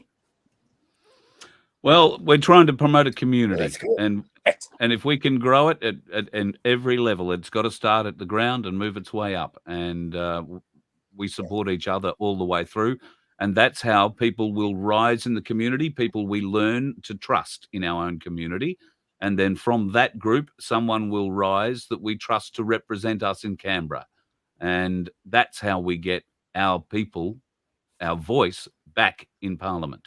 Because at the moment, the people don't have a voice. As soon as the voice we elect goes there, it gets muted. I think what we proved, John, at Epic was that we can build these communities, mate. Epic come together in such a wow, the library, then into Epic, and we just built. And what do we build on? We build on the love of fellow human beings loving each other. And that's all it was. We were all there. We had this connected energy because everyone didn't even know why they were there. They just got drawn to the place, and we all come and we all met and we had this like kinetic energy that was just rumbling through the place, mate. You will never, ever put it back together again. It won't happen. But what we learnt there is that we don't need nothing to build the communities. We just need each other. And in that, we've got all the skill base we need to do anything we want to do. And we proved it down there, Blake. It was just a magnificent time. I've still got so much footage, John, and me and Mel, with her on the back of that Yammy 650 I was riding around. We got hundreds of thousands of people in the place, and I'm riding up the road, Mel's on the back, and people are running out the road and just high-fiving me. Hey, Guru, we've done it. You know what I mean? It was and I haven't even looked at them videos, man. Mel's on the back of the 650, like hanging on, you know what I mean? And we were all out through the back of the paddocks, and amazing, mate, amazing. So, Guru, I've got a question from somebody in the chat. Want to know how we wake these people up who only watch mainstream media, who only, have that sort of a mentality. Well, okay, how do we do it? I don't know. Can we take their mainstream media, though I can't go too far with that statement, but that'd be a good way, wouldn't it? If we could just, maybe there is no more mainstream media telegraphs pumping out signals. That's the only way you're going to stop them, I think. I don't know. A white ant festation, I got no idea, because I think that the people that are not awake now, look, people are starting to wake up. Okay. And people are starting to realize that things aren't right, but we need that to really explode now. And we need to use the momentum of what we've got going on worldwide to kick us here. How we get that to those people, I don't really know. Do we go and sit out at shopping centers, or like we might do down here next week, Carl? We go over there and we sit in the public and we do a live stream with our computers, mate. You know what I mean? And we just do it out in the open air and we wake people up. That's what we're thinking about doing here in Wollongong. But maybe we get projectors and we go to shopping centers until we get kicked out and you run stuff. I don't know how to get to these normies, because half of them, my missus is saying she was out somewhere this morning. She had to go to fucking Service New South Wales or something because about our fines or something. They wouldn't listen to us. So she had to go in there in person. And then they told you got to do it on the net anyway. But anyway, Mel's gone in there and they're asking whether she's had COVID, this, that, and the other. And then this old lady behind her, as Mel's walked in, she's gone, oh, yes, I've had all mine and I'm due for my 4th in 7 days. I can get my 2nd booster. And this lady was so excited that she was actually ready for her 2nd fucking booster. And this is what we're finding, and this is older people, but I mean, this is what we're finding. They've been that duped down, Carl. I don't know if there is any chance of waking them up. Maybe we're fighting with the 5 million we've got, and the 5 million we got need to come together now and friggin' do this job. Maybe that's it, Carl. Maybe that's all we've got. Well, I don't know. History shows you only need 10% if they're organised. Well, 10% is 2.5 mil. So we got 5, we got 20. Yeah, so we're just not organised. That's what's missing. Yep. Not coordinated, not organised. Okay, why aren't we organised? Yeah. And, well, because and I could talk on a couple of topics. I think because whether I should or not, Carl, I don't know. I should private message you. Well, no, I think we're splintered. We could leave it at that. We're splintered at the moment. There are a number of groups with a number of solutions. We need to bring together all of those groups, or the leaders, hate that word, but the people at coordinating those groups. How about that? The coordinators of those groups. Yeah. We need to bring them together. We all need to sit down. We need to hash this out. And then we can all be on the same page. We can all be on the channel. We can all be pushing the same message, and the people will know that it is one message to follow. And because we've hashed it out, we've figured it out. There will be education involved. Everybody will get a say. But I think that has to start with the people who are at the moment being seen to, again, that word I don't know, to coordinate the different movements. Now, I'm not a movement. I'm just a channel. You are not a movement. You're just a channel, but you've been at the movement for a long time, and your channel has grown from the movement. I guess mine has grown from the movement too, but in a different way. Aussie Cossacks different way, and I'm not sure, John, how yours started, but it probably grew organically as well. Yeah. Not so much a channel, just what I do to like to get information out and share information for no reason at all. But there's someone, Monica Smith tonight has set a freedom video out coming up, maybe with a 1 day, one world protest where all country on the 1 day come. So I've seen that link tonight. I've shared that out. I don't know if you guys have seen that. Haven't seen that yet. I haven't heard that. No, I was talking. We're talking to someone who is actually. I'm talking to someone, or we are talking. My crowd is talking to someone who was actually invited to that meeting. Guru didn't get an invite. I don't get an invite to things like that. But that doesn't worry me. That I think it's grouse just to be. I'm full-time dad, so it's good to just speak to some adults about the crap we speak. I want to speak about every day. So speak to our mates. Right. So it's having you on, and we phone up for a chat, and it's all about a chat, not me growing or anything like that. It's just passing on the information that the people have shut Facebook, Twitter, all the truth, everything. And this was outrageous, mate. Yeah. Outrageous. It's insanity. So I've seen the blocking, the everything. You say the truth, and like. Shit, I just live down Mornington Peninsula and they're shutting me down, jeez. Yeah. I love that comment there, Carl. I love that comment, Carl. Hey, some people have got some marketing ideas out there. Yeah, they certainly do, don't they? So, guys. Yes, Fitz. I was just going to say, what if the 2.5 million to 5 million people understood that a constitution is a contract that binds agents and officers of the crown, not the people, and it has in it the penalties for when they breach that contract, and all it's waiting for us to do is to hold them to their own contract. Because they wrote this contract. Exactly. What if 5 million people knew that? So all you've got to do is hold them to their own contract. And that's what Magna Carta 1215 does. Well, we need to do it. We need to do another show on that, and get a condensed hour-and-a-half show out there, Carl, really smacking it out, and having people come in and challenge us on things. That's how we learn, folks. All right, not by sitting here and listening to everything me, Carl, Fitz, and John are going to tell you is gospel. By people actually challenging us and going, okay, but hang on, what about this avenue? What about that avenue? That's what we want to hear.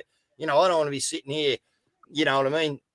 Talking and having people out there like Biden reading the telescreen and Guru's here telling us what to do, and that's what we're going to do. No, challenge us. Challenge us. That's exactly what we need, because I am in a position where I have to be right. I am in a position where I have to look after myself, okay? And I'm in a position of humble authority that's been given to me that I take very, very friggin' seriously, okay? So we all need the help, and we all need to be, held accountable and ask questions. And as I said to you all, I will answer any question, man. Any of you shills out there that want to keep harassing me about this and that, you've all had your chance, you know what I mean? And I'm willing to answer any question. I don't care, you know what I mean? But more to the point, right, is forget everything and all the stories that have gone on. Where are we now? Right? We are at a point of history where the world has lit the fuse. Okay. That's right. And Australia's sitting here and we are not jumping on the bandwagon yet, folks. Okay. We got something happening in Ballarat. That's great. I'm ecstatic for it. I'm over the moon. Okay. But let's keep the momentum going, folks. Okay. And back to the question, how do we get this outside to the MSM? I don't know. That's what me and Carl are working on now. And we don't know. We can't answer that question because they are censoring us I've lost my Twitter account. Okay, they're just censoring us in all avenues. It's just incredible. And I can't go on a Twitter space now. I can't get intel. No, I can. But yeah. All right. So Ken Loy, who started all this, has sent me a file which I will share with you. You saw it pop up on the screen. Now I haven't read the file. I haven't scrolled down it. I don't know how many pages it is. Ken, let me get something straight here. I'm going to scan this thing really quickly. And Fitz, please scan this thing really quickly.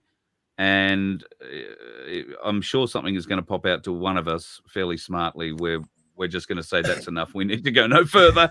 And we're just going to put it down there, and maybe I'll send you a detailed email, or maybe I won't. You'll just get the idea. So anyway, let's share the screen there. And here is Ken Loy's document. Can you make it any bigger, Carl? Can I make it any bigger? It's not Reclaim and restore the Commonwealth. Is that? Oh, that's probably a bit big. Yeah, that's better. Is that better? I can read that. I'll get rid of that piece of shit there. Right. Okay. So reclaim and restore the Commonwealth, which doesn't exist in brackets. Core objective: lawful election to be conducted to provide the opportunity for the people of the Commonwealth of Australia, Crown subjects. All right. Let's just stop it there. Jesus, I thought we'd get through the first paragraph. You can't have a lawful election if there's no lawful structure in place to hold it. We don't have a lawful structure in place. It doesn't exist. So if you have an election while there's criminals masquerading as government, then you are committing more crimes. It's that simple. So if you want to understand what I said, you need to go back into the Magna Carta lessons that we've run. It's all there. But you need to care enough to want to go do it. So right there, Ken, you don't know what you're talking about. Right. Okay. All right. I think next. Right. I think that probably ends Ken's enjoyment for the evening. Got a line. No, we're not. No, hang on. Okay. Sarcasm aside, this is where these shows are good. What Ken should do now is go back and research why there is no actual real Commonwealth. And that's this is what these shows are about, folks. It's not about sitting here and listening to us and believing everything we say. It's actually going out and doing the research yourself to convince yourself, okay, that we are correct or that avenue is correct. Okay, that's what these shows are all about. I'm just trying to find lesson 1 so I can post the link up for you. So people need to understand the difference between lawful, what's law, and what's legislation. And far too many people confuse legislation with law. Government cannot make law. They can only create legislation. And legislation is there for the purpose of how they're going to go and do their job in service to the people, not in domination of the people. You have an election now, you are just granting authority to more domination, because we need to weed out all the criminal activity that's happened for the centuries before Australia was even a colony, before we can even start looking at Australia. There is compensation coming to every single original that lives on this territory, that the Magna Carta and following that system will grant them. that you won't Just hang get on a anywhere second. else. Fitz, hang on. Ken's got loud again. He can't figure out how to click a link. He can send an email, but he can shout in chat. Keep going. If you're not scared, continue. Well, there's no point in continuing. We've just proved that your whole premise of your argument is false. All right? If you can't hold a lawful election. All right? So, end of argument. You're basing your whole argument on being able to hold a lawful election. You cannot hold a lawful election. So basically, Ken, what you're saying is that it's like getting a tree that's an imitation tree and it's hollow. And you think you can go and cultivate the soil by which that hollow imitation tree is planted in. And all of a sudden, if you water it and cultivate it, leaves are going to start growing. That's what you've just said. All right, Ken that's what this whole constitution was. But you can't have elections. Okay. You can't have elections before the criminals are first brought to justice. That has to happen first. And then the people have to understand what an actual constitution is first. The fact that the 1901 Commonwealth of Australia Constitution Act was a pantomime. The 1688 Bill of Rights, that took away the whole structure by which the people actually had a voice through the head of state, which we call the monarch, because they take a coronation oath to actually uphold the people's sovereignty. Now, Ken, you need to know what sovereignty means. First, you need to define that. So start coming with some actual terms and definitions before you start espousing a bunch of words that you don't understand why they're connected to each other. So if the monarch doesn't hold to their coronation oath, they are out of a job. That's the only way they have authority. And in their coronation oath, it says to uphold the laws of God. Well, where in the laws of God does it say that we get to be dominated by the people we elect into our service? Where does it say that? So if they don't uphold the laws of God, they don't have a job. And if they don't have a job, no government has a job. Because the only reason they would have lost their job, the head of state, which is of the entire Commonwealth, not the fake one of the Commonwealth of Australia. The entire Commonwealth, there's only one. It's the Commonwealth of Great Britain. And if they don't uphold their role, that means that they weren't doing their job, and that is keeping government in check. So is it not Great Britain and Ireland? Is Ireland come into that somewhere, or am I? Yeah. Yeah. But shortened. It's called Great Britain. Cool. I was just clarifying, making sure my head was right. That's all. Yeah. So if they don't hold their job, they don't hold to the terms of their contract, it's a job contract. That's all it is. Because they're meant to be elected into office. It's an office. It's something that was created by the people to serve the people. They are not our master. They hold the people's sovereignty and in trust. That means we trust them. They need to be someone of high integrity that we would choose. Well, how many monarchs do you know that were elected into their job? How many? They don't have the right to hand their job down to their child. That's not an agreement that was ever made by the people, ever. Okay, so I've had a little bit of a look further at his document. So can you guys see that now? Yeah, it's coming in. Yeah.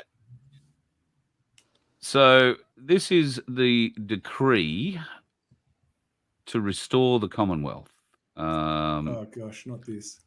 Yeah, so I thought you'd love to see this. Now,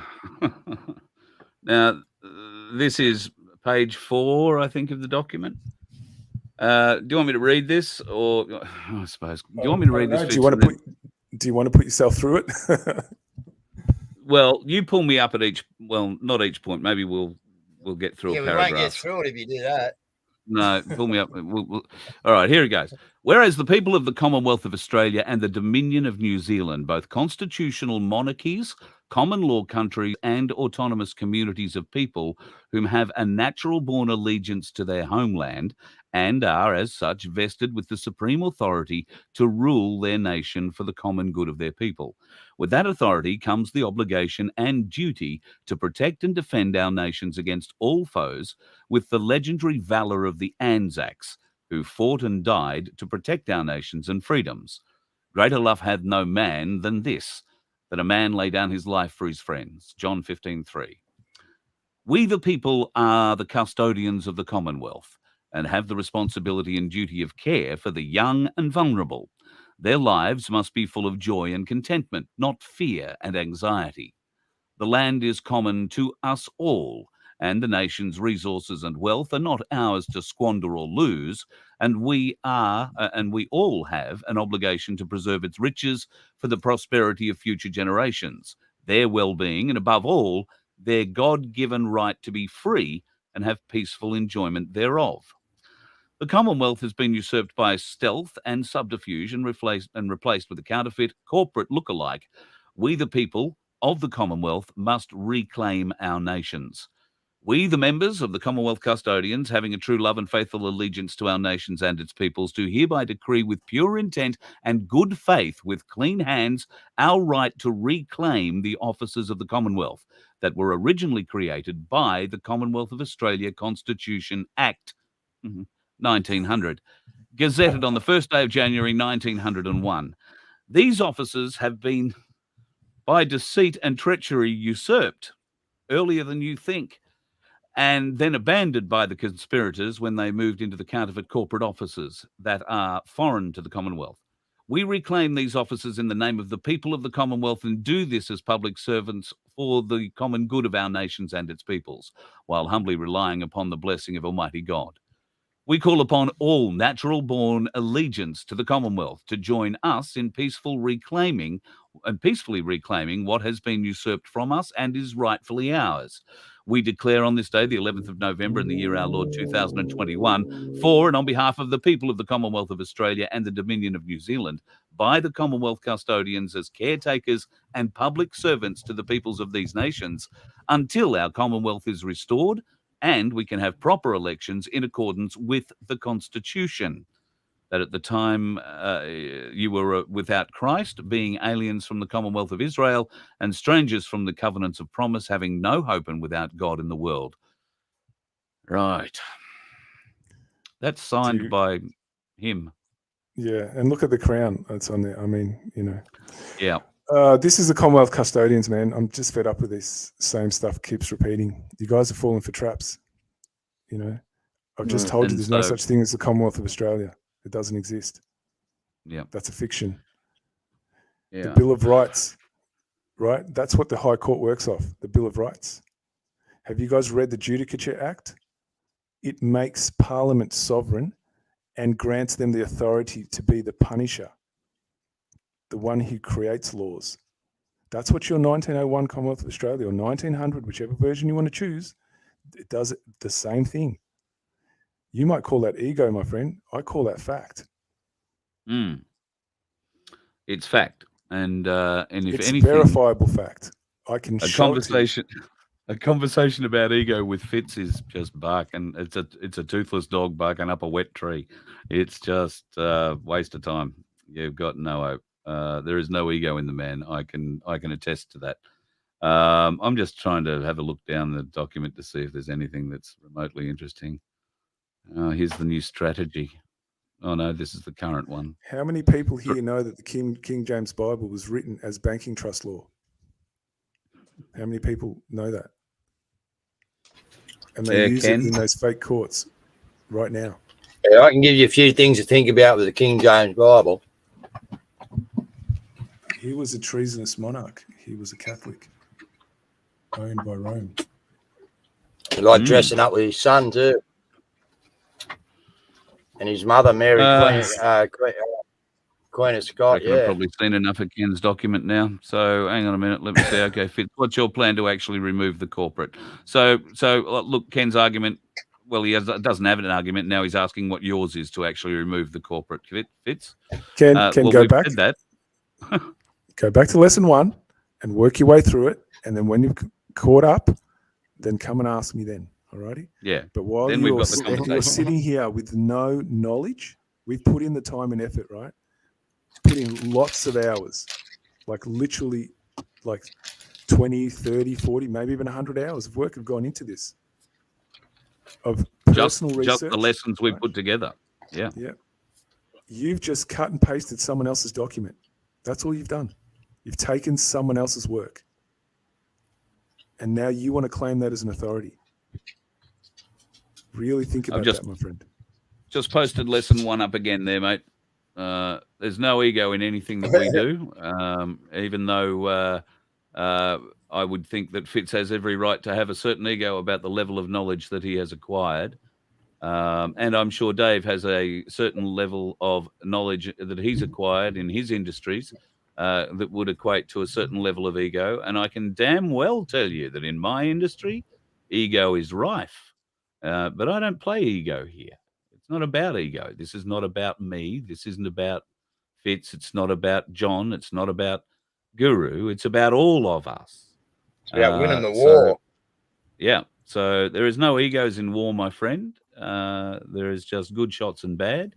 And at the moment, we'd prefer to try and educate you so he cannot talk to the people. So I saw a comment up here saying that it's all it's all on paper, Magna Carta's on paper, etc. See, what you need to understand, guys, is common law is the will of the people. Doesn't matter if it's on paper or on sheepskin or whatever. It's who wrote it and what it represents. That's what matters here, right? So if you actually want justice, where you are going to be bound by the consciences of your collective community, if that's what you want, show me where it exists in that 1901 or 1900 imperial version of the Commonwealth of Australia. Show it to me. Where does it exist in there? Because I'm telling you what's existing there. You go look up section 73 and it tells you Parliament is the ones who create the courts. So the people that we elect into our service now have the ultimate authority. And under that 1901 Commonwealth of Australia Constitution, guess who owns the police? It's not the people. And if you haven't seen enough evidence of that right now, I'm not sure what more I can tell you. Because the police are not police. They are meant to be constables. A constable is meant to be elected by the community from which they come. And they need to be a man or woman of honor that the people trust, understand not only the common law of the land, but natural law. That's an even higher understanding. And if they understand natural law, they would never do anything against the people, not even in a thought. And if they did, they'd just as quickly come before the people and stand trial before them. And you show me where that exists in that 1901 Commonwealth of Australia Constitution. Show it to me. Show it to me where it exists in that document that you just put up. That is called natural justice, Ken. In a natural justice tribunal where you're being judged from conscience, not from ego. Because when you're judging your neighbor, the thing you're really paying attention to is what would it be like if it was me standing in front of the jury? Would I want a fair hearing? Would I want them to take the real time and energy to really look in to my specific situation and really understand it deeply before they pass judgment on me? Would I like that? There's the questions you need to start asking, Ken. Yeah. Absolutely. So I've got nobody else in here at the moment other than John. Let me just kick somebody out who's yeah, we've got a whole bunch of folks. The cookers have joined us in the private chat tonight. You'd be pleased to know, or the guys that like to call us the cookers, at least anyway, Dave. So they've joined us. I'm one of his stars, mate. I'm hot. Ken Lloyd, I'm about to kick you, mate. You are such an idiot. So now you think that Fitz's plan is to show off his knowledge. You are such an idiot, Ken. You say one more stupid thing, I'm just going to kick you because I can't be bothered dealing with such absolute fucking tools. All right, it's Friday night. I haven't had a drink. Fitz is a plant. Here's the thing about ego, guys. It's the ones who scream. It's the ones who scream and yell about other people having ego. They're just projecting their internal state. That's all it is. Thank you for exposing yourself, Ken. Oh, Jesus, let me show this. Hang on a minute. Let me show this. Fitz is a plant, hence no face. Ken, Fitz can turn his camera on if he so desired it. He could even find the fucking link to join us in this conversation as you were invited to. But no. Wasn't that, thanks for that. That was good. You know, yeah, thanks. John found it. John found it. Yeah, because obviously. And hang on, look. River Rob has found it. And he might get brave enough to turn his camera on too. River Rob, hello, welcome to the show. Yeah, Thanks for making the dinner, mate. Well, I think River Rob's doing the dishes. Sorry, John. River Rob came back in, jumped over the top here. No, Let's you're see, right. We'll have another go. We'll have another go. See if River Rob's there. Are you back, River Rob? Hello. I gave him his whiskers. And I gave him Hang on. I want whiskers. Who's feeding the cat? Who's a good pussy? And treats. Meow. Oh, man. This is awesome. They're on a bit of a lag. I'm just starting to hear it come through their phone. All right, bit of fun. Anyway, they're not going to work. That's a bit of fun. Carl's doing Bosie. I'm using the F-bomb. I apologize, Brett, if you've got sore ears tonight. That's bad luck. Just how it is. Hello, Coral. I didn't see you in there. You may have just only joined us. I didn't see you earlier. You've been a bit quiet. God, Ken Loy. I did say, did I or did I not say one more stupid thing, boys? I think I'm pretty confident I did say, if he was to say one more stupid thing, we might just kick him. So I think I've had that stupid thing. I'll give you one more. Regan. Hello, Carl. Hello, Regan. Lovely to see you.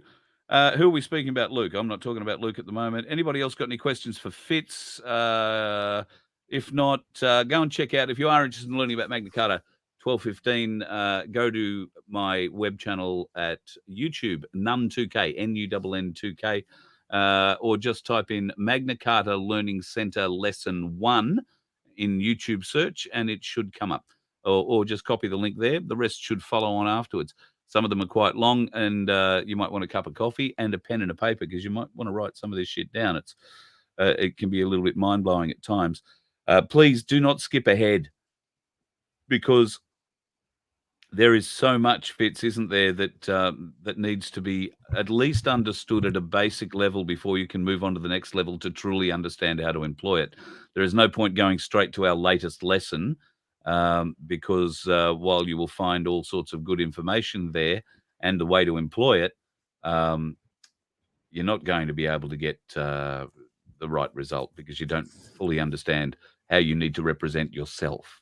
So, yeah, like it's really important that people understand the foundational meanings of the words. If they don't understand them, they're going to get fooled left, right, and center. See, language is a mind control program if you don't understand how it's manipulated against you. Because when people use words that they recognize, they have their own interpretation of them. So if I don't give you a clear definition of what I mean when I say a word, you're going to put your own personal biases into that meaning, and then you're going to believe whatever someone's saying to you is a truth, because it's your biases that you're attaching to what they're saying, because they're not being very specific with the meaning. So we go out of our way to be very specific with what the definition of the words are that we're using. So there's no confusion. There's no hidden intention. There's no capacity for manipulation. That's the true essence of learning. And you show me who does that when they speak. And if they don't, they're leaving it open to your interpretation. That's a deliberate mind control trick. Now, let's be honest here. You've seen Ricardo Bosi using this, Fitz, or you've called me on it. You've said, oh, Ricardo says this, or Bosi says that. So he uses some of this language. I'm not going to ask you whether or not you think he's using it in error or is purposely using it, because we have our own opinions about that.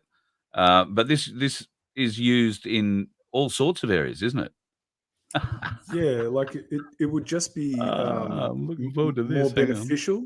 More beneficial if there was a clarity behind certain really pivotal words. Like that would really help just erase any doubt. And that, if you're really wanting to capture people, to know the depth of your integrity, it's really important to actually be super clear so there can be no room for personal interpretation. And so there's certain specific words that really do need clarity, and one of them is the rule of law.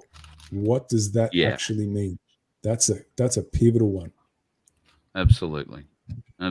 So go and check out those Magna Carta sites at None2K, Magna Carta Learning Center. We've got another one joining us. He's always very active in the... Oh, now he's turned himself off. That's gone. Are you still... He's always very active in the chats, and now he's joined us up face and with his face. Freely speaking. How are you, mate? G'day, Carl. Great to be with you, mate. Hello, Dave. Hello, John. G'day, Fitz. Pleasure to be joining all you guys. You guys are legends, and you're doing God's work as far as I'm concerned, and you're keeping Australian honest, and that's pretty important at a time like this, mate. Carl, happy to join you. Happy to see everything's rolling very well for you, mate. Thank you, mate. Yeah, I've really enjoyed the conversation so far and all the contributions. And so hello to everyone in chat. The majority of you are good people. I guess, Ken Loy, one thing, mate, let's run an experiment. How about you go and get a fine, maybe for speeding, not too high over the limit, but near enough so you have to attend court. Why don't you walk in court and present your free man status, mate, and tell us how you can use common law in court. Come back to us next week and tell us how you defeated the court system. You reckon Fitz's method is no good? Put it to the test, mate. Tell us all and show us all how it can be done. Exactly. Keen to see how that works. And I know it can be made to work. I also know that making it work can result in you spending 12 months in jail while you prove your bona fides and get yourself out again. And then I also know that they're going to hound you for the rest of your life. But by all means, Ken, go and give the... Did I miss anything there, Fitz? No, what I was going to say is I really love that idea, because this coming week, I actually was planning to show a few actual documents of people that I've helped that had court appearances for fines and other things, and nothing's come of it since they've utilized the process. So that was what I had planned for this coming week that we're going to do. So I love that. I wasn't even going to say anything, but that was a great segue to lead into that. So thank you. So Monday night, 7:30, None2K, sure. Magna Carta Learning Center lesson number 10. Going to be an interesting one by the sound of it. I'm looking forward to that. That just reminded me. I wasn't even thinking of that. So I appreciate the heads up. So yeah, I've actually asked people who have been able to, they didn't go into court once. They just went through the notice process and the fines disappeared, and another one was an intervention order, right? And they don't give that up in a hurry. Right? And that hasn't come good. Nothing's come of it. So if you can get this process off before you need to go into their criminal structure, you've got a pretty good chance. It's only once you're in their criminal structure, as soon as you step inside their fake courts, you're done no matter what you do. It's just that simple. And Ken, we've enjoyed your company, but good night. That's the end of Ken. There'll be no more Ken. Go on. Yeah, I've had enough. That's a pain in the ass. He keeps going on wanting to see the plan. Fitz, what's the plan? We'll go back to lesson 1, you idiot. We've said it 4 times. Go through there. The plan is being outlined. It's not difficult to follow, for fuck's sake. We are after children viewing time. Yeah, it's up at 9:40. I can say that. This is just really poor impulse control, right? Someone who has to know now. There's got no impulse control. It's just the problem right there. Hey, I was dead serious, Carl. He should go to court. He should dispute an infringement, a fine against himself. He should implement common law status when he's there, run the social experiment. At worst, it'll cost him $250 and a contempt of court ruling. He might have to go sit in the cells for an hour or two. The judge will let him back out. He'll present again in court. And let's see if the rubber hits the road or not, mate. Because he shouldn't be throwing Fitz under the bus. Fitz has done a power of work for us and for all the people on your channel for several months now. And he's been outlaying something, but he's been doing it, I guess, strategically, which is very important. and he wants people to be up to speed and have their grounding and a concrete footing before they do try to implement the strategy. I think it's important that everybody understands. Fitz and I, when we started on this journey, Fitz could outline all this very quickly and very with great depth very quickly, but it is very difficult to understand, particularly when your mind is set in the present and you know the current legal system and you've that's all you've ever known, and it's very difficult to understand that there could be something different. So it is at my encouraging that we are taking this as slowly as we are, because I firmly believe that we can only go as fast as our slowest student learns.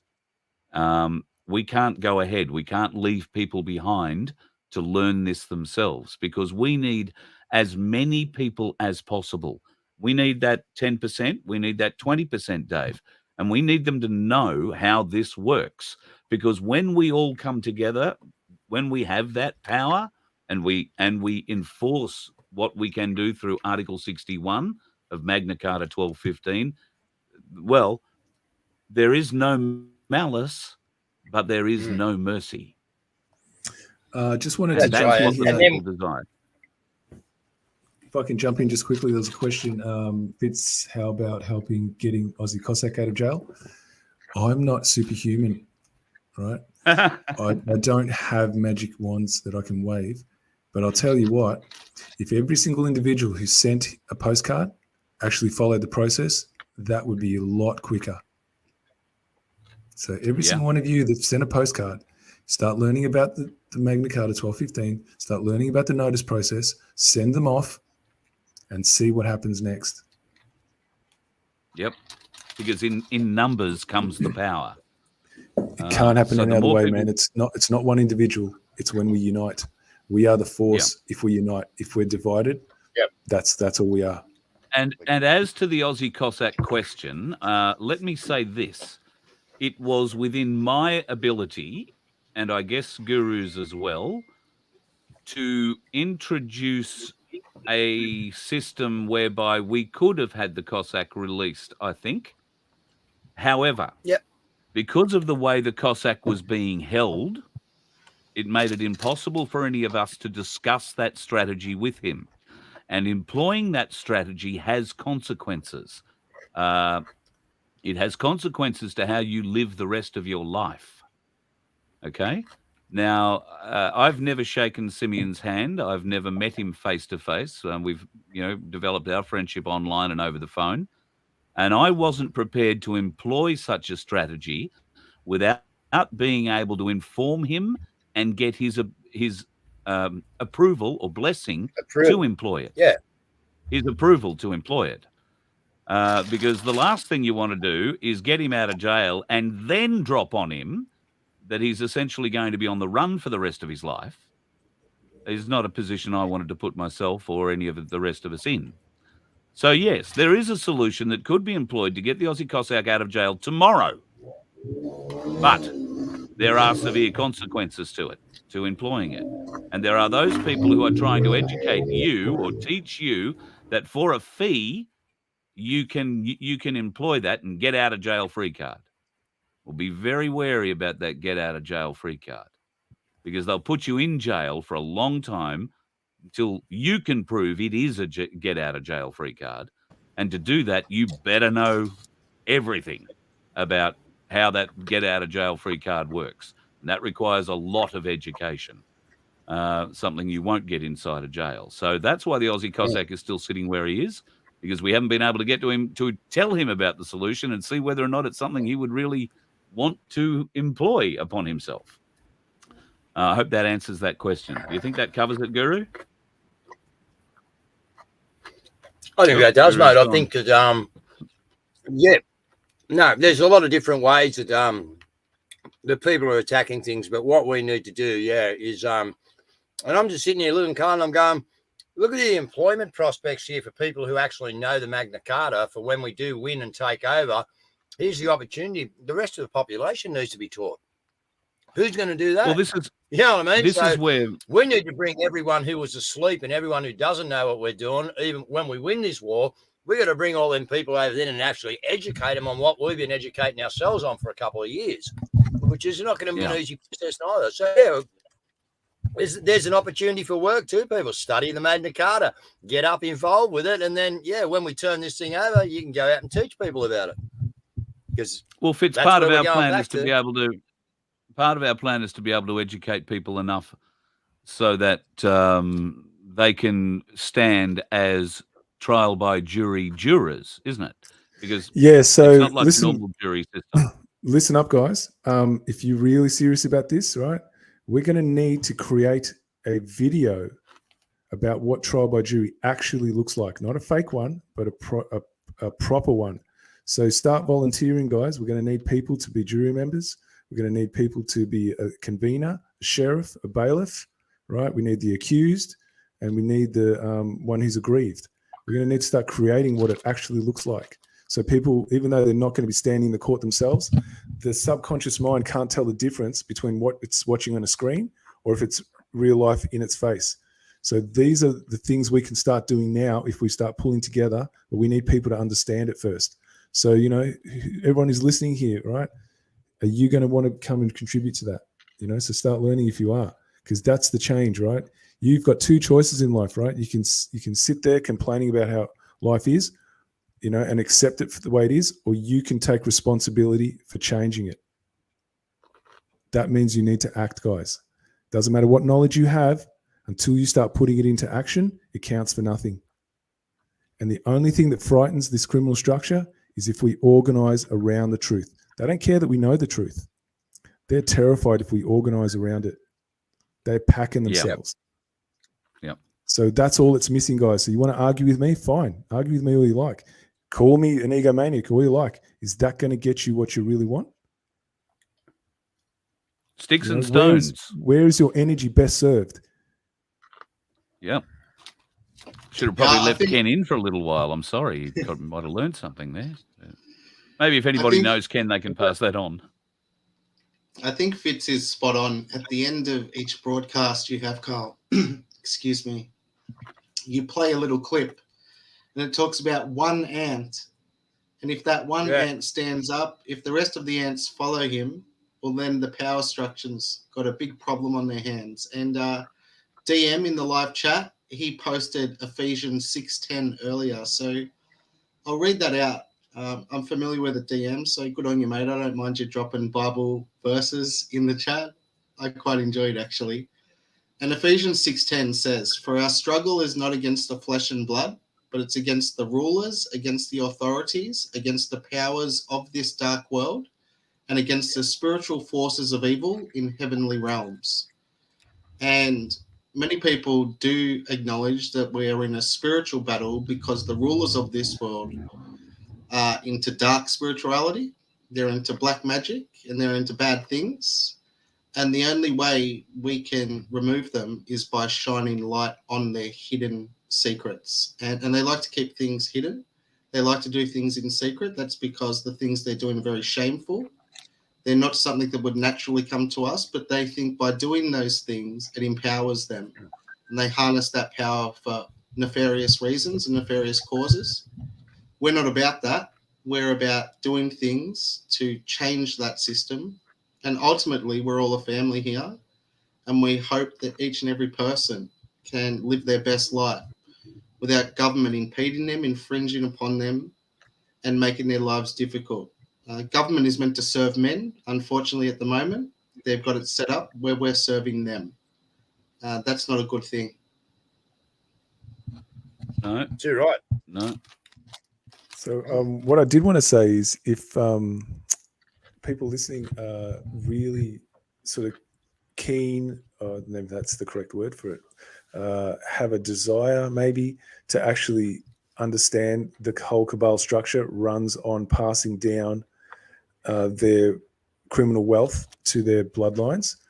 Well, the 1215 Magna Carta has it enshrined that if you're found guilty of sedition, which is to deny the Constitution publicly, the minimum penalty that a juror must actually deploy is full asset stripping and life in prison. That's the minimum. So they cannot no longer pass it down to their criminal children because it's taken off them. If they're found guilty of treason, that's hanging and full asset stripping. Right there, gone. The other side of it is that usury, so lending money for interest, is outlawed. And so by retrospectively, all your debts are gone. They don't exist. They need to pay you back for stealing from you. So I don't know which people here are listening to this think that's a bad thing and want to call Magna Carta a relic. But I don't know, to me, that sounds pretty enticing. I reckon that's a pretty good balancing of the scales, just personally. And I think what you're touching on there, Fitz, is when we're all born, there's a birth certificate that's issued in our names. And our parents sign off on that before we had a chance ourselves because we were just born. And then that's put on the stock exchange and a line of credit is drawn. And that's what the Crown uses. Yeah, all that's gone. Yep, absolutely. Correct. That goes away. That'll be good. And therefore, people will earn their birthright. They will have their birthright released to them. We do have a birthright in this country. This nation was built by our ancestors. And they honestly believed they were bestowed with blessings from God when they arrived here. And they were in a new part of the world and they had a fresh start. Well, that's been corrupted, utterly corrupted. We saw a great pushback against that when protests happened in Canberra and protests happened in smaller communities. So everyone's doing it their own little way. Keep fighting the good fight. There's prosperity on the horizon and there's prosperity for everyone. So don't be dissuaded. Don't be beaten down. Remain resolute. Stand your ground. Hold the line. And we're going to get through this together. Because without each other, we've got no hope. Yeah. Well spoken. Well spoken. Well said. What can the average Joe do to help the cause, is one of the questions that's come through on the chat. I think there are a few things the average Joe can do. The first, I think, thing that the average Joe has to do is educate oneself. That is the strongest thing that you can do. You can get more knowledge. The stronger knowledge you have, the better. Then what can you do? Well, you can get out and you can try and talk to more people and teach them that knowledge. And if you can't do that, then you can donate to people like us who can or are willing to. And I know that sounds a bit self-serving at the moment, but I'm trying to think of other ways that you can help. But the fact of the matter is, if you can't stand up, if you can't speak, if you can't go and attract a crowd, or you don't want to because you're not a public speaker, or you're shy about standing up or being seen or whatever, for whatever reason, then if the only thing you can do is fling us a few bucks, then please do that, because that enables us to help fight in your name. We're not fighting in just our names here. The Voice of Freedom, my channel, is all about you and your voice. I just happen to be the one who has a microphone every day.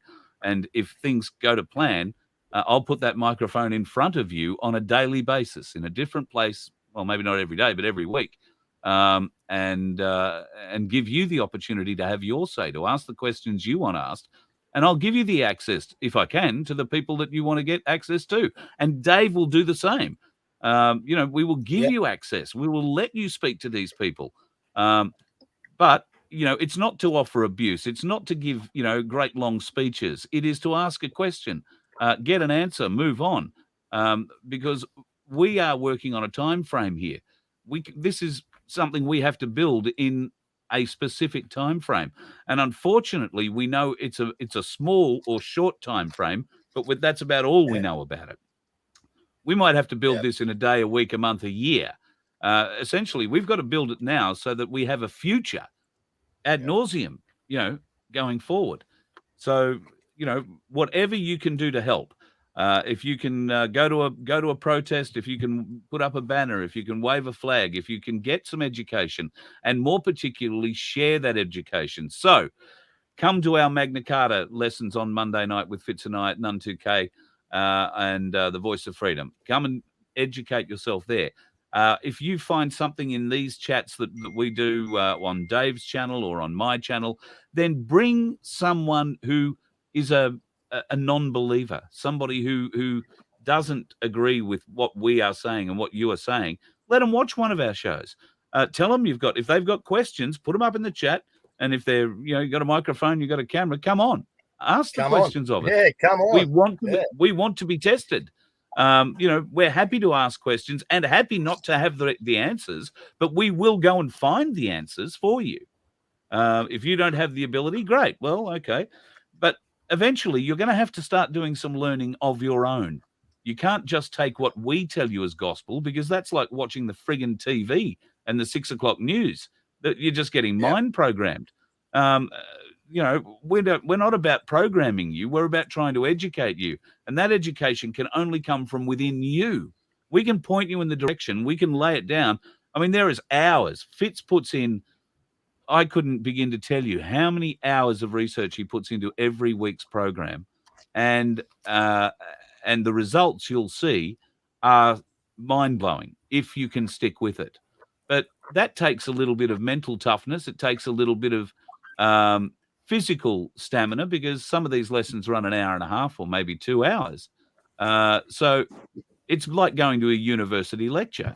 And not that you're given homework, but you are certainly given a lot to think about. And you'll be tired. This isn't easy stuff to learn. But nothing that is beneficial is easy to learn. Never has been. So put some effort in. That's what you can do to help yourself. If you're not prepared to put the effort in and you want to ride on the back of others and follow the information, let others blaze the trail, I understand that. And, that's perfectly fine too. But maybe you can help us cut that trail a little easier by throwing us a few bucks. And you can see down the bottom of the screen at vofhq.com, we've got the landing page up. You can donate there, or you can do so in the chats or wherever. Find a way to do it. If that's the way that you feel comfortable in playing your role, it's an important role. It's no less important than the role I play, or Dave plays, or Freely plays, or Fitz plays, or even John plays. That's just the role you can play. So, and we thank you for it. We'd be indebted to you for it. It would make our lives much easier bringing the truth to you. That's my little rant for the night. I didn't expect to give that one up, so I do apologise. I think what the average Joe, if I can just say, Carl, what the average Joe can do, all right, little things, people. When if you've got another awake mate and you go for a coffee tomorrow morning because it's Saturday and you're going to check the surf out or something, it's the conversations, folks. All right. And not conversations down rabbit holes about freaking crazy shit. It's little conversations, about how, the election could have got, I heard the election could have got stolen. That's fine. Little things in the coffee queue, little things, because people are starting to wake up, and it's only taken that extra little bit of, I had the boys down here the other day, mate. And their ears were pricked when I was talking about how they're a straw man and this, that, and the other, and yeah, they were blowing out some of the stuff. So, and I do it over here when I get to the cafe. If I'm with Mel, and I can talk loud enough, we'll have a conversation in the line where everyone around us can hear us. All right, you're 10 yards around, you'll hear my voice. I got a booming voice, mate, even when I talk soft. So little conversations out in the place now is what's, starting to really prick people's, and I think that'll get people to go home and then talk to the neighbour, you know what I mean? Oh, I heard this down the shop, because that's how we still generally do it. I know COVID's brought us away, but at the moment we've got them releasing everything for us, and we're back out in community and we're with people. So it's time because soon enough they're going to have us all shut in our houses again, as we think anyway. All right, so Now's the time, folks, to get out there, get the conversations going, try and do your best, be aware of your surroundings and use them. Can I just jump in, guys? I just wanted to answer a comment that says, so this won't work then if you require 5 million to learn this. Well, Jack, how did you learn anything? Right? So if you understand how you come to believe what you believe, right, and it actually goes against your divine nature, if that's possible, why isn't it possible to learn the truth? That's a matter of will, my friend. And if you're saying it's not possible now, then whose side are you on? Like, what are you here to do? What service have you come to provide? If that's your attitude right now, you're looking at what's not possible. Ask yourself So that bringing question. the negative. Yeah. Well, he said, "Oh, you need 5 million? Well, that's not possible. How are you going to get them all?" It's piece by piece, mate. It's the trust that you have with your neighbor. You start there. Yeah, and it's 100% possible. It's 100% possible. Look at how many people put up bullshit 15-second videos every day and get 1 million views in 5 hours. So if you can strike the right message and get a short or a video viral, it's very easy to go from, well, I don't know, 8,000 viewers to 180,000 viewers overnight. So you can build up 5 million people, absolutely, if you've got the right message and you're teaching it in a way that they're interested to learn it. That's the thing. I was never good at school unless I was interested in the subject I was going to. So I was always good at English because that involved reading, writing, and speaking. Maths, not so good. Ag studies, not so good. Really not so good. And certainly home economics. So what the dark priest class understand is that the word government, right? That finishes with the word ment, and that's the English version of the word mens.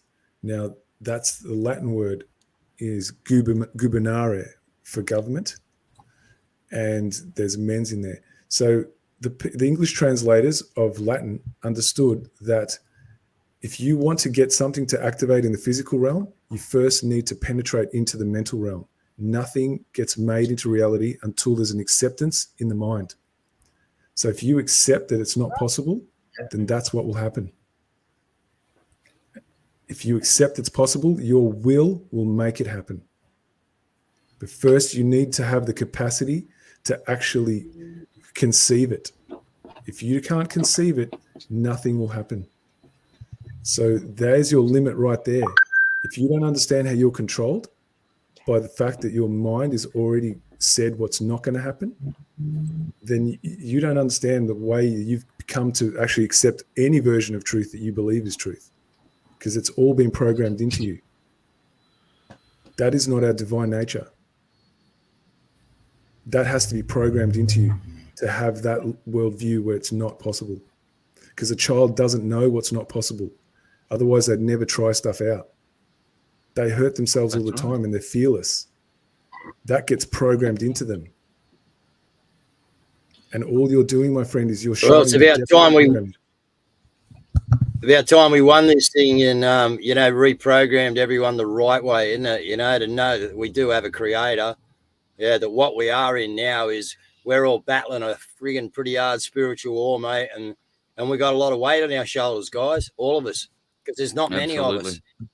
Okay, there's a few out there, but as for the staunch ones that are on the right track and we're holding the line, sorry, there's not too many of us. So we got to gather together, guys, and the good Lord will then grow us. And I think that's what's happened. We've been taking the chaff from the wheat, and the chaff's gone one way and the wheat's hanging around, you know what I mean? And soon enough, we're going to get the harvest, guys. I know it. I can feel it. It's certainly happening, and we don't know what we don't know, but as long as we're cognizant of that fact and we're not know-it-alls, we're on the path to discovery, and we're all finding out things together. We're all discovering the truth together. These types of conversations, Carl's program in particular, aids in our discovery. That's a great thing. So continue to participate, continue to share, and we'll get there in the end. I think if we only live for our egos, we're doing a disservice to our humanity. We should all strive to instill humility in one another so we can all keep each other in check, because no one's got all of the answers, but all of us have some of the answers, and combined, we're undefeatable. Absolutely, mate. Absolutely. Carl, I just sent you on your messenger some of the t-shirt work that we've been working on. So when you're ready, just have a look at it. And if you like it, just pop it up on screen and just get some opinions. Oh, okay. Well, you better explain to them what we're doing then, because I haven't mentioned that end of it. No, just thought I'd just throw it in there. See if you like it. If you don't, just keep it to yourself. But if it's not finished. Hey, Carl, can I butt in for a minute? Yes, of course, Dave. It's your show. Can I butt in for 2 minutes, guys? I'm gonna have to leave you with it, Carl. I got a couple of things I got to go and answer. Yeah, just some stuff coming in. We've been a couple of hours on here, but that's cool. It's been a great show, actually. So, Carl, bring yourself on camera for a minute, because I just want to thank you, my wife, and Kazza, because we just cracked something tonight, mate, that no one else has. I don't know if anyone else has done this, Carl. What we just done tonight, mate. No, Really? I don't either. I'm not sure. I'm not prepared to say we are the first, but I've not heard of anybody else doing it. So, simulcasting on. So hopefully, we're going to do a bit more of this, guys. These dual streaming things, okay? Maybe we'll be able to get like 10 in here. Who knows what we can do with some capability, you know? So, if anyone realizes what we're trying to do out there, and you are a smart mother, all right, and you go, oh, he's doing it right, you know, like there's an easy way. Hey, we want to know. Okay, because what we want to know is get these, you know, we're all isolated in our little things. We want to spread all our viewers out, folks. We want everyone to know everyone, all right? That's how we're going to do the waking up process on our side of things, all right, is by getting, you know, everybody. And this is the idea of the radio station, guys, okay, so we can get everyone on the same channel. You can find whoever you want to find, because I'll be there. But I got to run and do some stuff, Carl, so... Well done, our first little duo show on a dual stream, mate. So I'm stoked. Oh, that was great. So thanks you other guys for dropping in. I got to drop off and do a few things, and maybe we'll catch up tomorrow, Carl. We'll see what's happening. I'm sure we'll talk. Have a good one, Dave. It almost sounds like Dave's looking for another date next week. Good night, Dave. Yes, I think there's every chance we will do it again. It's Friday Night Lights, Carl.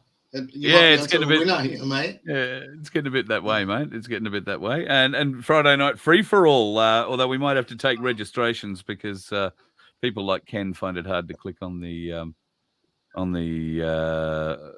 link provided. Sorry, Carl. I've got to drop off. I've got 7%. I'm only learning it. I've jumped in to call you tonight, but I'm glad I've introduced myself and put the face to the name. If you see the logo of my name out there, because it's been removed, so we need to build up my bridges. But appreciate it. All right, so give the people how do people find you, John? Oh, I'm just on Gab, John Perrins. That's all I've got. Or Telegram, I share on that. Australians Regroup, which I. Facebook, it was like 8 years. Australians Regroup with different things, and I never. It was Australians Rejoice, but there was nothing to rejoice about 8 years ago. Now things have got worse. That's the truth. Yeah, that's the truth. Well, look, get back onto it, mate, and by all means, folks, go and hit him up on Facebook, like and subscribe, so to speak. I'll find you. Yeah. Excellent. And don't forget, mate, set yourself up on Project Matilda as well. ProjectMatilda.com. Get into that. Weeks ago, I added you. I looked around that, and so I've put my face and my real name on that too. Beautiful. Excellent. Thanks, John. Thanks for standing up, mate. No, that's all right. No, I appreciate it, lads. Good night, John. Excellent. Free to join us anytime, mate. Look forward to it. Cheers. Good night. Just want to thank PC Gamer for your donation, man. Thank you. Eyes are spinning. Thank you. Anything I can do for you? You need an ad made? Anything? Just let me know. All's good. Some people have been asking how to contact me. Can we have a Magna Carta T-shirt? Yes, we can have a Magna Carta T-shirt. I will show you the design that Fitz is talking about. I don't know that I'm up with this design just yet, but we're in. It's a work in progress, guys. It's not final. Just so you know. This may not be a T-shirt. This could be a variety of things. Hang on a second. I've got to figure out how to share it. Give me a moment. There it is. And that's interesting. It's not sharing. Give me a moment. I'm clearly doing something incorrectly.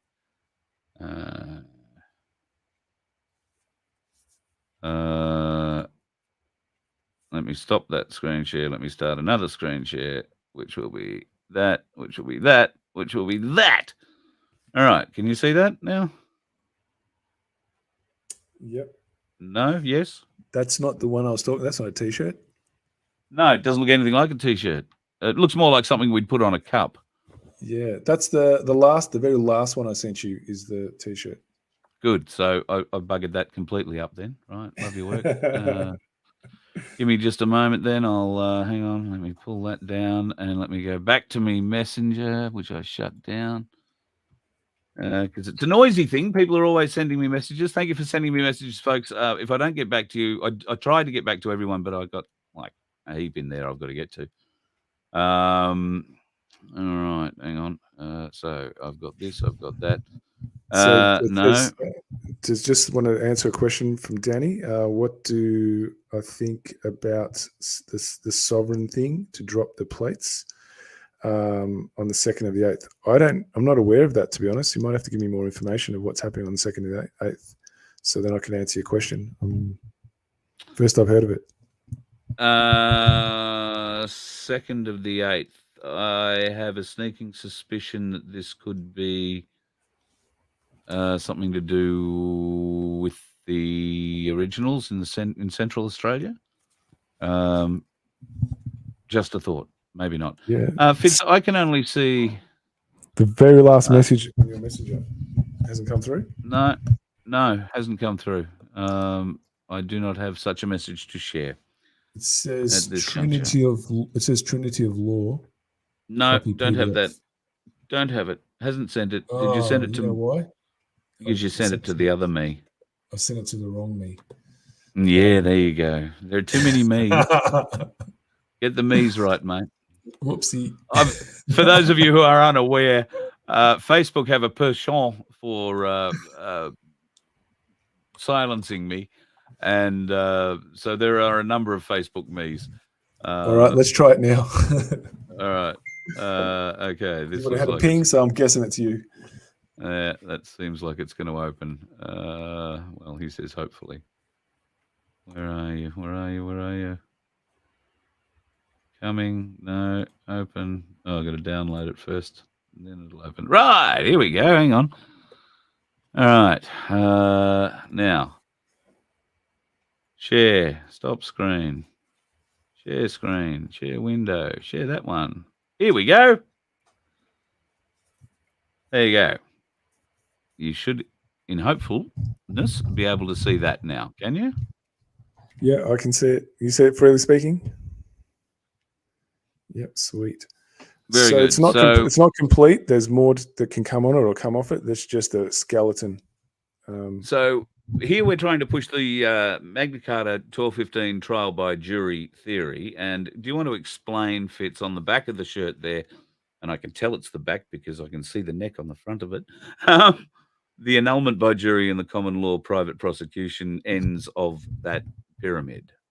Yeah, so this is what some people call the trinity of law. So all power structures run from trinities. Anyone who's done any real research into any way that any control structure works, like if you think about a truss, like the roof of a house, the reason why they make it into like that point is because that's one of the strongest structures. And the trinity of law, you see, is about those three structures coming together to bring justice into manifestation into the realm. So what trial by jury is there's two parts to trial by jury. There's the accused, so that could be any member of the community who's brought into, a trial where the jury are the people for a transgression. And now that could be because of a crime they've actually committed where there's a victim, or it could also be to breach some kind of legislation. Now, in the case where it's because it's a breach of legislation, then the jury is bound to judge from conscience. So they're asking themselves why this man or woman has been brought here. Is it fair? So what the reasons are for what they're brought here, was there a crime committed? Was there any victim? And further to that, was there any malicious intent behind why they're here? And if the jury can't establish a yes to any of those questions, then they are immediately deemed not guilty. Now, if you think about, just for example, some of these COVID rules that were invented, right? Could you imagine if we even had such a system, that any single man or woman that was brought before the jury for any one of these not transgressions, these, what's the word I'm after here? These breaches of mandates, for example, right?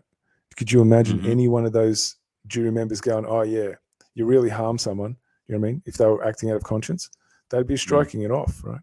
And so then the jury is oath bound to actually strike off, which is what the next point is down on that left side, which says annulment by jury. Annulment by jury means that they are oath bound to strike off that piece of legislation that was deemed unjust as to why one of our community members was brought before us, we the people. And once that's the case, then the very next thing that happens is what's called common law private prosecution, because any member of parliament, they are oath bound to make sure that any legislation they pass is in the service of the people, not to harm the people. So now they don't have anything, no such thing. There's no such thing in common law as parliamentary immunity. That's an invention that Parliament created. So they now come and stand, any member of Parliament whose name was on that bill that became that piece of legislation, every single one of them can be privately prosecuted by any member of the public, doesn't matter who it is, for free. And it happens pretty quickly. It's not going to drag out. So they stand before the people, right? Not before like judges, like paid judges. No, before the people to answer for crimes against the people. Now, the people have a very specific way that they need to judge that, because government has a special way separate to we the people by what standards they are held to.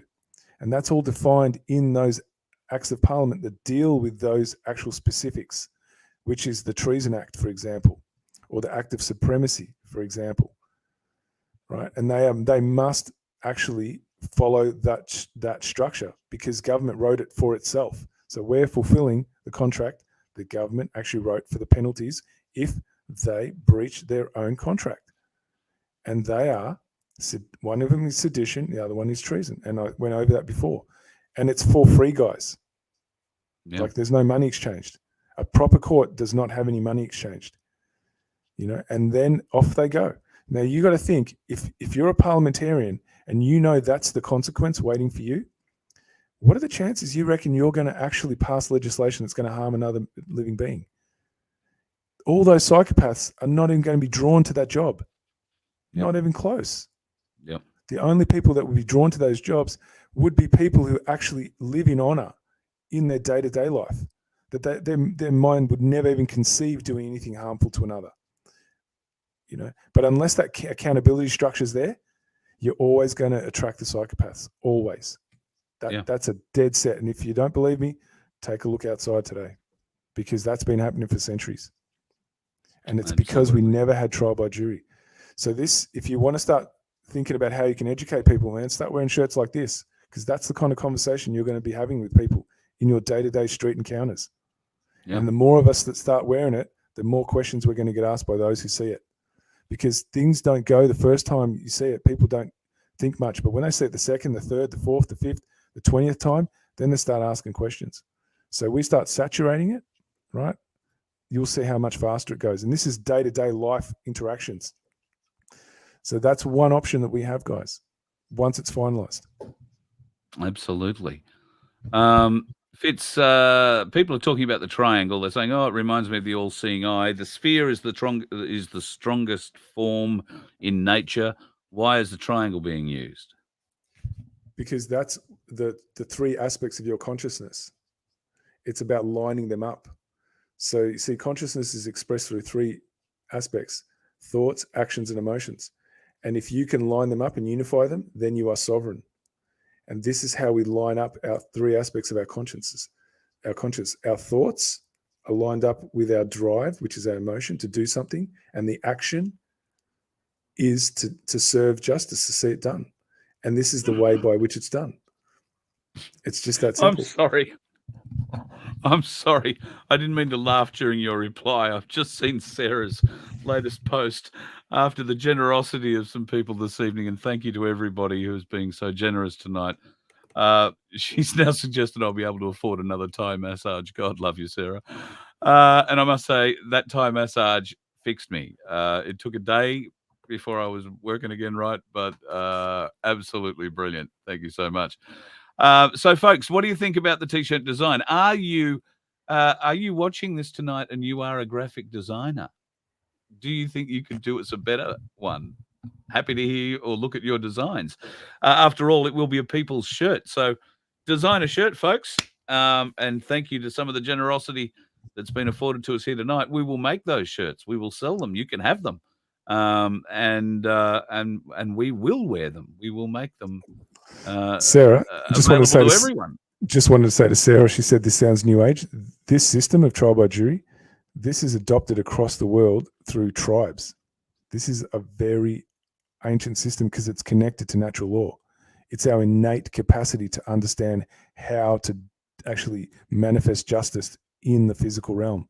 So I'm not sure how you've made that connection that it sounds new age. I'd really like you to explain what you mean by that. No rain and no happy ending at the Thai massage place I go to. Big sign at the front says professional massage only. And whenever I go there, I only want the professional massage because I'm crippled and need all the hope. DJ says logo, what's he say? Carl's logo, Voice of Freedom on the front, Holy Trinity on the back. There you go, Fitz. New design idea. I like that one. And I'm keen to see a shirt that has Magna Carta 1215 on it. It is the only peaceful solution. So maybe that's the little tagline under it. Magna Carta 1215, it's the only peaceful solution, because it is the only peaceful solution, folks. Well, I'm sure that's what the opener to the show says, doesn't it? It does, yeah, absolutely. And that's a quote written by somebody much more famous than you or I. Yep, correct. So yeah, I think, folks, if you want to do that, maybe we can run some sort of a competition. The winning T-shirt design, I don't know. We'll figure out a prize. It won't be a huge prize. Maybe it'll be a holiday with us if we ever get our little traveling menagerie on the road. Come and have a great holiday with us. And in fact, there has been so much interest in us getting something on the road. So we're looking at, a motorhome or something similar that we can get on the road with all of us, not all in the same motorhome. But we do need to cart a fair bit of equipment around with us, and to be able to broadcast live every night requires a fair bit of technical apparati that we need to bring. So there's a bit to it, what we're trying to get together. But part of it is being able to bring these designs, bring these designs, and bring designs that you bring to us. We want to be able to make this the people's movement, and it's not about us coming up with designs and selling them to you. It's about us all coming up with something that we can all get behind. So please come and help us do that. We want you to be part of the journey. Every little bit helps. And freely speaking, I'm sure would agree. If I take the banner off his face, I'll move it so he comes up again. I'm sure he would agree. We've got some great ideas there. Freely stickers required. I think that's a great idea. Bumper stickers for your car. So we should be looking in at that, and hopefully in the next few weeks, as I say, with some of those donations that have come in tonight, we'll be able to afford to produce some of this stuff. We have been looking at it for a while, haven't we, Fitz? And really, it's only just how did we fund it has been the issue, hasn't it? Yeah, so that's obviously a big problem. And also organising the labour around it too, to, the quality control, how to distribute it, that's all takes time, energy. Also organisation, so there's a bit to put into that. So you've got to store them somewhere if you go in bulk orders. So yeah, all those little factors. So, this is an opportunity for anyone who's listening, right? If you have any connections that could help this along, we're more than happy to have you send us some contacts. Absolutely. And if you can't, send contacts, send $5. It'll help us afford 5 bumper stickers. That's really what it'll come down to. So this is how we're going to try and put all this together. I noticed, Freely, you let a couple of things sneak up in the chat there.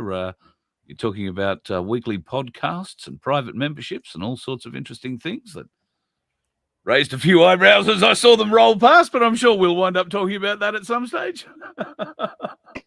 Yeah, Carl, forgive me, mate, but Yeah, we can get certainly a few things sorted for you. I know there's a lot of love out there for you in the community, Carl. I know a lot of people look to you as a guiding light, and people know you're doing this from the heart, mate. This isn't a cash exercise for you. This is about a community exercise. And the more people we can have participate, the better for you, for them, and for the nation on the whole. It's about spreading the message and getting it out there and making you more prominent. You know, I have a deep appreciation for you, mate, and really admire everything you're doing. And if I can help in any way, of course, you know I will. Thank you, mate. I really appreciate that, and your support means a lot. And your contacts. For those that don't know, his voice is reasonably distinctive, at least in my ears. You might know him by other names, but this young bloke has been around my little world for the last year or so, and has had a bit of an influence on me. He's been pushing me quietly from behind, so I'd like to thank him very much for that. Aaron, I really like your idea about common law tattoos. Don't ask me why I like that idea. It just rings to me. I have a friend who I'm not sure, she watches the show. I'm not sure if she's in the chat tonight, Ebony. Now, Ebs, if you're watching, Ebony is a very good tattoo artist. And a magnificent artist, full stop, can I just say. She would do up, I would think, she does beautiful feminine tattoos in the style of, I'm not going to embarrass myself by getting it wrong, but she does a whole heap of different styles, but she would maybe come up with a design. Now, if you're an artist and you've got a tattoo design, well, why not? Let's put it up. I'd be happy to. I mean, I've got 2 tattoos. One of which was professionally done, and one was done in school using a needle and some cotton and some Indian ink. So you can imagine how well that turned out. Look, I'd be keen on something like that. Let's get a design thing going, and maybe Ebbs can draw it. Maybe Ebbs can do it. We'll see what we can do. We'll go and do a show from her place. She lives in the jungles in northern New South Wales, so I'll set up in her camp and maybe get a new tattoo. That'd be pretty awesome. Tats are marked just like a QR code, somebody says. Well, they are, particularly if you get them in the shape of a QR code, but otherwise they don't read very well. That's been my experience at any rate. Boys, we've been going nearly 3 hours. I suppose we should let people go to bed. It has been a really interesting experiment tonight. Fitz, I hadn't planned on inviting you into it, but Ken Lloyd just goaded me, and I'm sorry. I couldn't resist. But anyway, well, he did say that I was a plant, right? So, yes, not true. So, folks, if you're interested in learning more about our common law side of the argument, which is Magna Carta 1215 and Article 61, we would love to have you come and join us Monday night, 7:30, for lesson number 10. But if you haven't looked at 1 through 9, don't come. Just go and watch lesson number 1, and then lesson number 2, lesson number 3. And then come and join us. We are very happy to sit down and answer questions at any time about it. And you can always email me at voiceoffreedomhq well, you can go that voiceoffreedomhq.com is also the new website. It'll be a mirror to vofhq.com. But you can email me at voiceoffreedom@gmail.com, voiceoffreedomhq@gmail.com if you've got something to tell me. Fitz, we're going to have to get you to, I know you've got your microphone working, but you've got to stop fiddling with it, man. Oh, sorry. I've just been seriously, playing the chord. Yep. Like a 3-year-old that just found his, Oh, I didn't even realize. So sorry. Thank you for giving me the heads up on that. I won't be doing that again. Yeah, good man, good man. I didn't realize it was that sensitive. Oh yeah, it's very sensitive, but you sound magnificent. Can I just say that? You just thank you. Sound magnificent. It's like a new toy for me, and I couldn't put it down. Well, yeah, like I say, just like the 3-year-old, anyway, right. We'll get away from that. Just want to say thank you, Sarah, for your compliment. Thank you so much. I appreciate it. Thanks so much, Sarah. The girl's chatting you up again, Fitz. Yeah, I can live with that. So yeah, just with the Magna Carta, etc. Like, it just sounds like a funny word, but really, it's just our best interpretation of natural law. If you really want to just condense it down, it comes down to that, right? And so, if we are bound by nature, we don't get to choose how nature operates. All we can do is we can try and understand it to the best of our ability and then try and manifest it in reality. And Magna Carta is the best attempt that we've got up to now that actually tried to do that when it comes to justice. And there's nothing else out there that I'm aware of. If there was, I'd be letting you know. But that's the best there is right now. So, and the beautiful thing about Magna Carta 1215 is that once we get all the criminals to justice, we don't have to keep it. We can agree on something else. It's just about finishing off that which we started and the contract that they're held to and the consequences for them breaching the contract. It's like any other contract, right? Why would you go on a contract if you didn't actually mean to fulfill it? It makes no sense. And all we're doing is we're fulfilling the contract that our forebearers created for us, so we didn't need to go and suffer. It's because we didn't have the knowledge, right? They kept that knowledge from us. That's the only reason we suffered. So we just need to go back and pick up that sword and shield and use it. It's just that simple. And we're just fulfilling the contract and our capacity to actually manifest natural law, because natural law does it at its own pace. But we don't have the time to spend and waste on it because we're getting shoved down the coalface right now. So all we need to do is unite around it. It's the law. The way the law works is that which you can prove. This can be proven. And it's undeniable. And they won't, if we come in numbers, they won't commit sedition. They won't do it.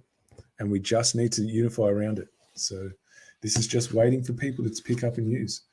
So if you've got something waiting for you and you don't use it, right, you can't put on anyone else. We can draw your attention to it, but we can't make you do it. That's a choice that you have. That's the way natural law works. Natural law is what's determined. You can't change that, but you do have the need for choice. That's where freedom comes into it, is your choice. It has to come from you, and the will needs to come from you, no one else. And it's up to you whether you employ that will in the service of that which you say you're seeking. Because you can talk about it all you like, but until you start putting it into action, it's not will anymore. It's docility. And so you can have all the knowledge you like, but until you act, you're still docile. And that's the sad fact. We need to accept it. If we don't accept truth, we can't actually do anything with it. Yeah. And action without knowledge is just going to result in, poor action. Really poor action. Really poor result. Yeah, really poor result. Mary M, can we do this every Friday night like with the same guests? I think we can, Mary. I don't know if we want the same guests. I mean, Fitz is pretty boring at the end of the day. Yeah, I am pretty dull. Sometimes he speaks in a different language. That's true. I mean, it sounds like a different language. It may not be a different language, but it takes a while to interpret what it is he's actually said. So you got to be a bit careful. You get him into a conversation that can turn out wild. And as for Freely, well, if you're not careful, he'll sell you something, and then he'll buy it back off you for less money and sell it to somebody else. So I'm just saying, be careful. What you ask for, you just might get it. We will have a bit of fun. I have absolutely no doubt. Friday night free for all, we might call it. Hey, boys, and anybody can join us. We'll throw the link up in the chat, and we'll try and keep the idiots away. But anybody who wants to come in and have a reasonable conversation, I'd love to have you. Do you remember that discussion we had about actually having troll box? Was that what we called it? Yes. We invite trolls. Yes. We invite trolls. Well, that's something Freely might be able to help us with. I think he has trolls on speed dial.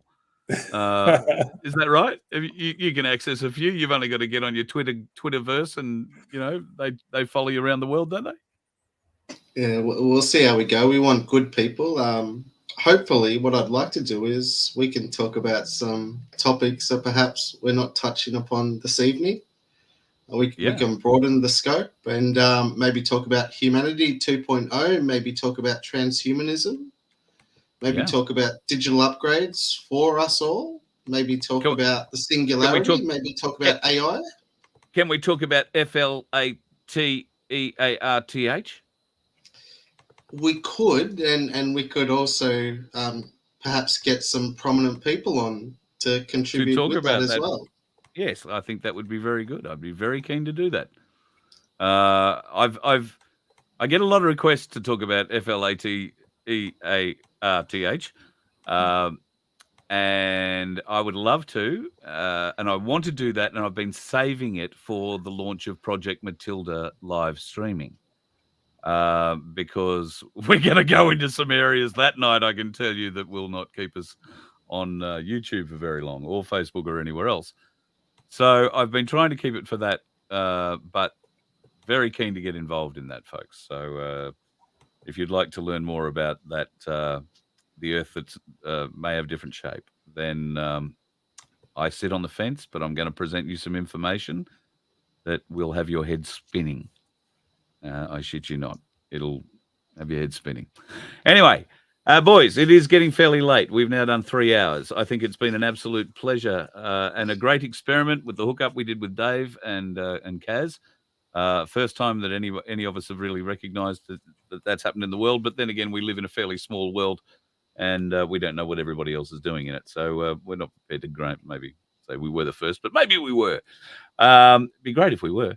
Anyway, we'll do it all again next Friday night. I really loved the chat, and we might even try and do it earlier. Start at 7 o'clock or something if that's what people are up for. I know Dave would like to get going earlier. Thank you, Melissa. You've emailed me some links. I appreciate that. I will have a look at them in a little while. Trolls eat billy goats. Yeah, ain't that the truth?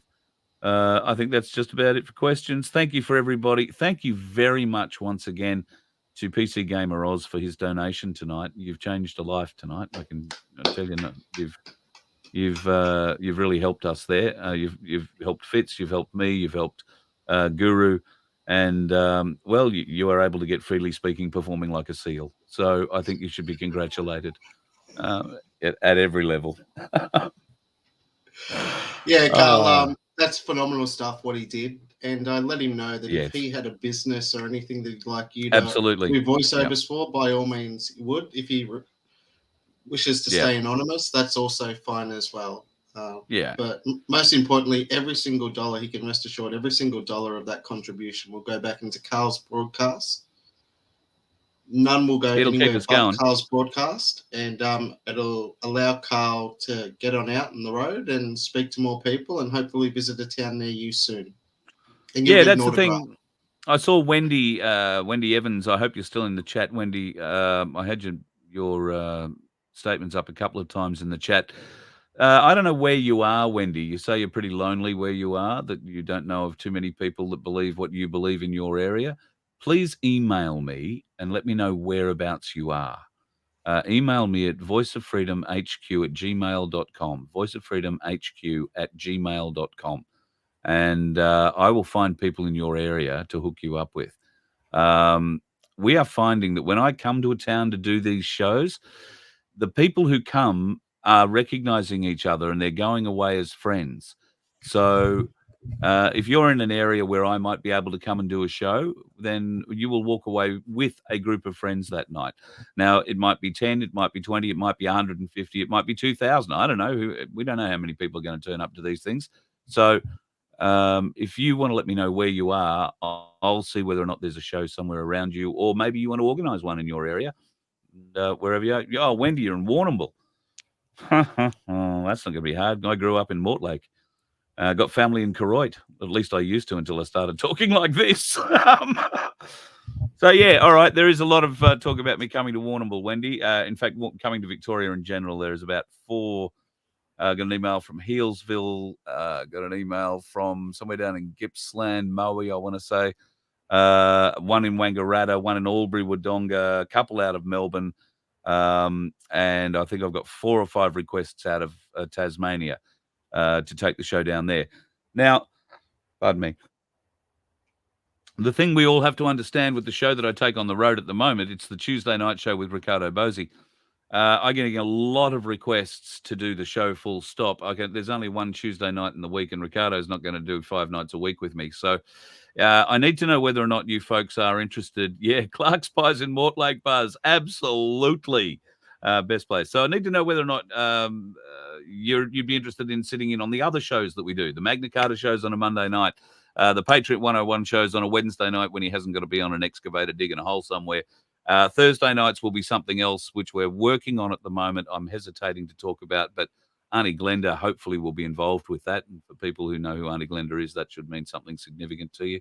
And then Friday nights, I'm thinking about this whole free-for-all thing. So we can do that from anywhere. Happy to do a Friday night free-for-all. If you've got a big barbecue or a big fire pit and a whole bunch of friends, Tony Harrison, I'm thinking of you. Mate of mine, Gold Coast snake catcher, got a marvelous fire pit. He had a beautiful breaking in of it last weekend. And after a couple of wild turkeys, he threw a log on the fire and then followed it into the fire. Managed to burn both his hands rather badly. So somebody else is holding his beer for him at the moment. But maybe, if you've got a fire pit and you'd like to get a few friends around, we can do the show, the Friday free-for-all from your place. Anywhere, anytime. I'm happy to travel. That's what this is all about, folks. We've got to get the message on the road. You can't come to us, so we will come to you. That's the promise. We will come to you. I'll stop at any bend in the road, and if somebody wants to hear the message, I'm happy to preach it. So just let me know. Email me at voiceoffreedomhq@gmail.com. And if you would like to make a donation, you can go to vofhq.com and hit the donate button. It's a secure donation website, and everything that we raise there is going to equipment, to a vehicle to try and make this happen. So anything you can spare, folks, would be greatly appreciated. And I can tell you, asking for it is about the hardest thing I've ever done in my life. And anybody who donates, I'm so grateful for. Oz PC Gamer tonight, who's thrown in that money. Somebody's already starting to doubt whether or not we'll even get it. It's I've got another 10 hours to go before you get it. Look, we can only go on what people do in the chat. If the money doesn't come through, it doesn't come through. We gained nothing. He got a bit of praise for an hour or so for what he did, and if it didn't come through, it didn't come through. So what? At the end of the day, if it does come through, it's going to change this business for us. If it doesn't, then it doesn't. So we'll see what happens. We'll hold out faith for that, Carl. We don't begrudge anybody. If people step up to the plate, we take everyone on their word, so to speak. And I would advise against people trying to take away his generosity or to potentially ridicule or undermine it.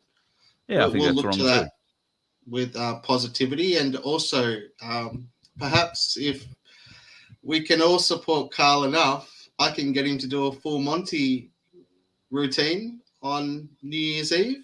Perhaps, Carl, I know I've just dropped that on you, mate, but I'm guessing you have a few ladies out there that wouldn't mind you do the old full Monty for them with the soundtrack and everything. You realise that I do these shows with a heads up shot for a reason, don't you? I mean,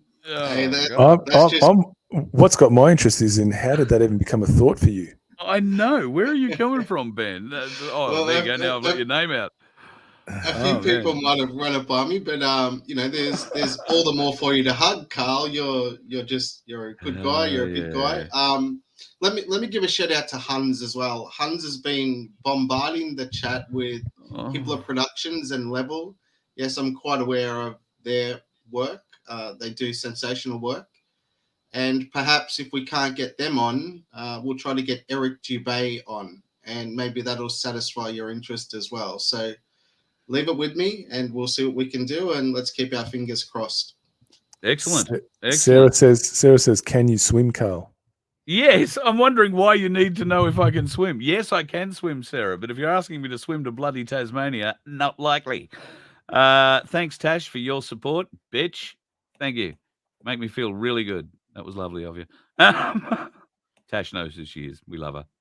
The haters only come, Carl, because of your popularity. The more popular you get, the more haters will pop by, but that just proves you're making an impact. So bring on the haters because they're outweighed 90% by all the love, mate. Dude, get me naked on a screen. There was going to be a bloody impact, all right? And I don't know that it's going to be a good one. We'll get you a big hat so you can hide your modesty, and you'll be right, Carl. Maybe you could recreate that time you tore your pants, Carl. Maybe you could recreate that. Oh, Fitz, you bastard. We're a family here, folks. There's no secrets. Everyone's quite open, and who doesn't love Carl at the end of the day? We love you, mate, so it's okay. Yeah, that's way better than the full Monty. If you could recreate that moment. I told you that story privately and in confidence.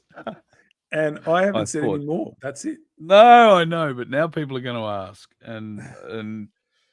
and we've gone 3 hours and 10 minutes now, and it's gone too long. So I'm going to have to tell that story another night. But yeah, yes, it's coming, guys. It's coming. Yes, the day that I lost my pants in front of the army. Well, that might be a part of the exclusive membership first podcast, Carl. If we'll get that sorted in a while, mate, and you'll be able to drop a few insider stories like that for yourself. But ultimately, you've knocked it out the park tonight. You should give yourself a pat in the back. We all certainly are, and thanks a lot for bringing us all to us. I appreciate you, mate, and I appreciate all the help that you do behind the scenes for me too. Just so you know, folks, if I need an interview, if I got to find somebody and I can't find them, this is the bloke that I call, and he pulls miracles out. He's a plant. I just don't know who planted him, but we'll figure it out. He's a good our plant. mate in Indianapolis asked you last week if I was. What did he ask you? If I was a government disinfo agent? And exactly. Carl, you didn't blow my cover, mate. So no, mate. I like that. The Americans are onto you, though, brother. I got to tell you, the Americans are onto you. Mick, do I live in a hole? No, I don't live in a hole. I live in a converted workman's hut. So it's 3 meters wide, about 9 meters long. It's got a toilet, a shower, enough room for a bed, and a television, and a chair, and a little kitchen. And I live on top of the hole. The hole's beside me. It floods occasionally. But yeah. Can't stay here for much longer, unfortunately, because this little thing has been sold and is going to be moved to its new owner's property. And unfortunately, they don't want me to move with it, which is a bit unfortunate, but shit happens. All right. So I'm going to say goodbye before Fitz comes out with another story that I told him last night and lines me up for that as well. And we will look forward to reconvening again, Fitz, on Monday night with you and Freely. Well, you're in the chats every night we're on, so lovely to have you there. And we'll have you back next Friday night for the Friday Free-for-All. I think there's someone saying that they want you to pay you to keep your clothes on. Is that what it says? Hang on. I missed that. I'm interested in that. Yes, now we're on donation. I will take a bigger donation to keep my clothes on. I think that's the way. That's probably Tash offering up her offence there. Okay. No, her reply is she didn't mean to offend. She knows I've got the body for radio. It's lovely to have friends, isn't it, folks? I mean, it really is. You know? I mean, she's half a country away. She knows I can't get to her. But, lovely to have friends. Good on you. Thank you, Tash. Love you, Well, dear. people are asking for a double act, you and Ricardo Bossi. So it looks like the soldiers' uniforms might have to come off, Carl. What do you know? What are you guys hiding under those belts? Well, I don't know. I don't know what Ricardo's hiding under his, but I'm sure it's going to be bigger than 5.62 millimeter. Or 5.52. It's been a great time, Carl. On your Fitz, well done, mate. Keep up the great work, and definitely appreciate you as well, because you've been integral to Carl's channel and to giving people lessons and bringing everyone up to speed. So don't stop what you're doing. You're doing the God's work, mate. Absolutely. Thanks, guys. I really appreciate it. Thank you, Fitz. Love your work, brother. Thank you again. We'll talk to you Monday night, and stay safe over the weekend. I know you're working hard on a whole heap of things. So look forward to Monday night's show. It's going to be a ball terror if you are, if you're up to speed. Don't jump ahead. Start at lesson number 1, work your way up. Tomorrow night's episode will still be a ball terror when you get to it. Don't have to be there tomorrow night. And thank you very much. Freely speaking. I think I've said Ben now 3 times or so. I've given it out. Bad luck, Ben. Thank you. Been a pleasure.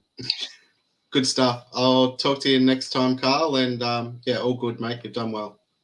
Okay. Thank you, folks. Really appreciate you coming in tonight. And I really appreciate you folks tonight. There is still nearly close to 300 of you watching. It's been up around 350, between 350 and 500 for most of the night. So hopefully you were entertained. You learned a little bit. You had a bit of fun.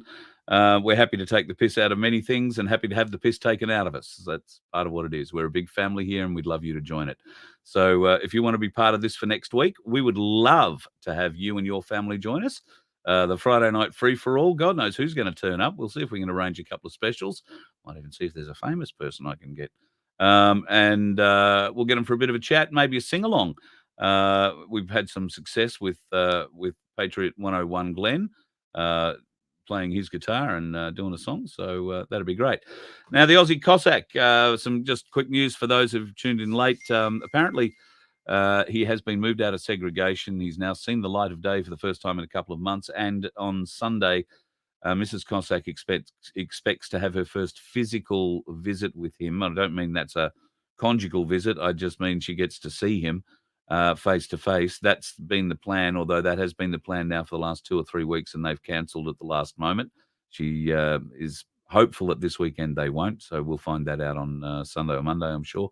They have stopped the postcards at the moment to the Aussie Cossack, and the reason for that, they claim, is there are too many to process. So we are working on a plan. In fact, Freely Speaking is helping me with that plan to get your postcards delivered to a different address where we will store them until he comes out. We will send a number of them every week that they should still be able to process.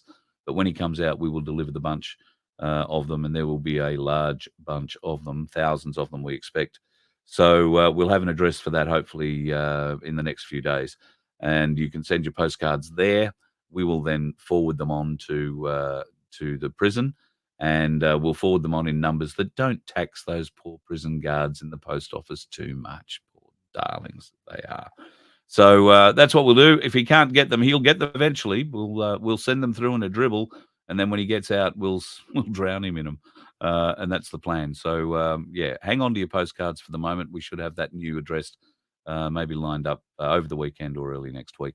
Part of that is probably mean we're going to need a warehouse somewhere to store it, because from all accounts he's getting bags and bags of postcards.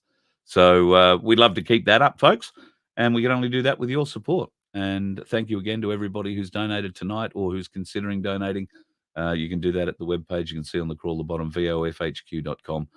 That's only a landing page at the moment. The rest of the page is being developed at the moment, and the web developer Jaden and I will have a talk over the weekend. I've left him alone for a week because I know he's a busy man, and we'll see what's changed. So looking forward to that coming up soon. Folks, I can't thank you enough for your support. It's I'm speechless every time we have one of these shows. Some of the comments that I receive, and certainly some of the emails that I receive from you, mean the world to me. I can't put it into words. So thank you very much for your support. I will continue to fight for you regardless. I'll do everything I can to fight for you, for me, for your kid, for my kid, and for their kids, because that's what this is all about. We all have to stand up. I'm doing it in my way. I hope to encourage you to do it in your way. And hopefully that's sooner rather than later. So until, well, I might have something else to say over the weekend yet, but until Monday night for sure at 7:30, I'll talk to you again then. Be safe on the roads. There are plenty of dickheads on the roads at the moment, folks. End of school holidays in many places. Don't be one of those dickheads. Talk to you soon. You let one ant stand up to us, then they all might stand up. Those puny little ants outnumber us 100 to 1. And if they ever figure that out, there goes our way of life. It's not about food. It's about keeping those ants in line. That's why we're going back. Does anybody else want to stay? Let's rock!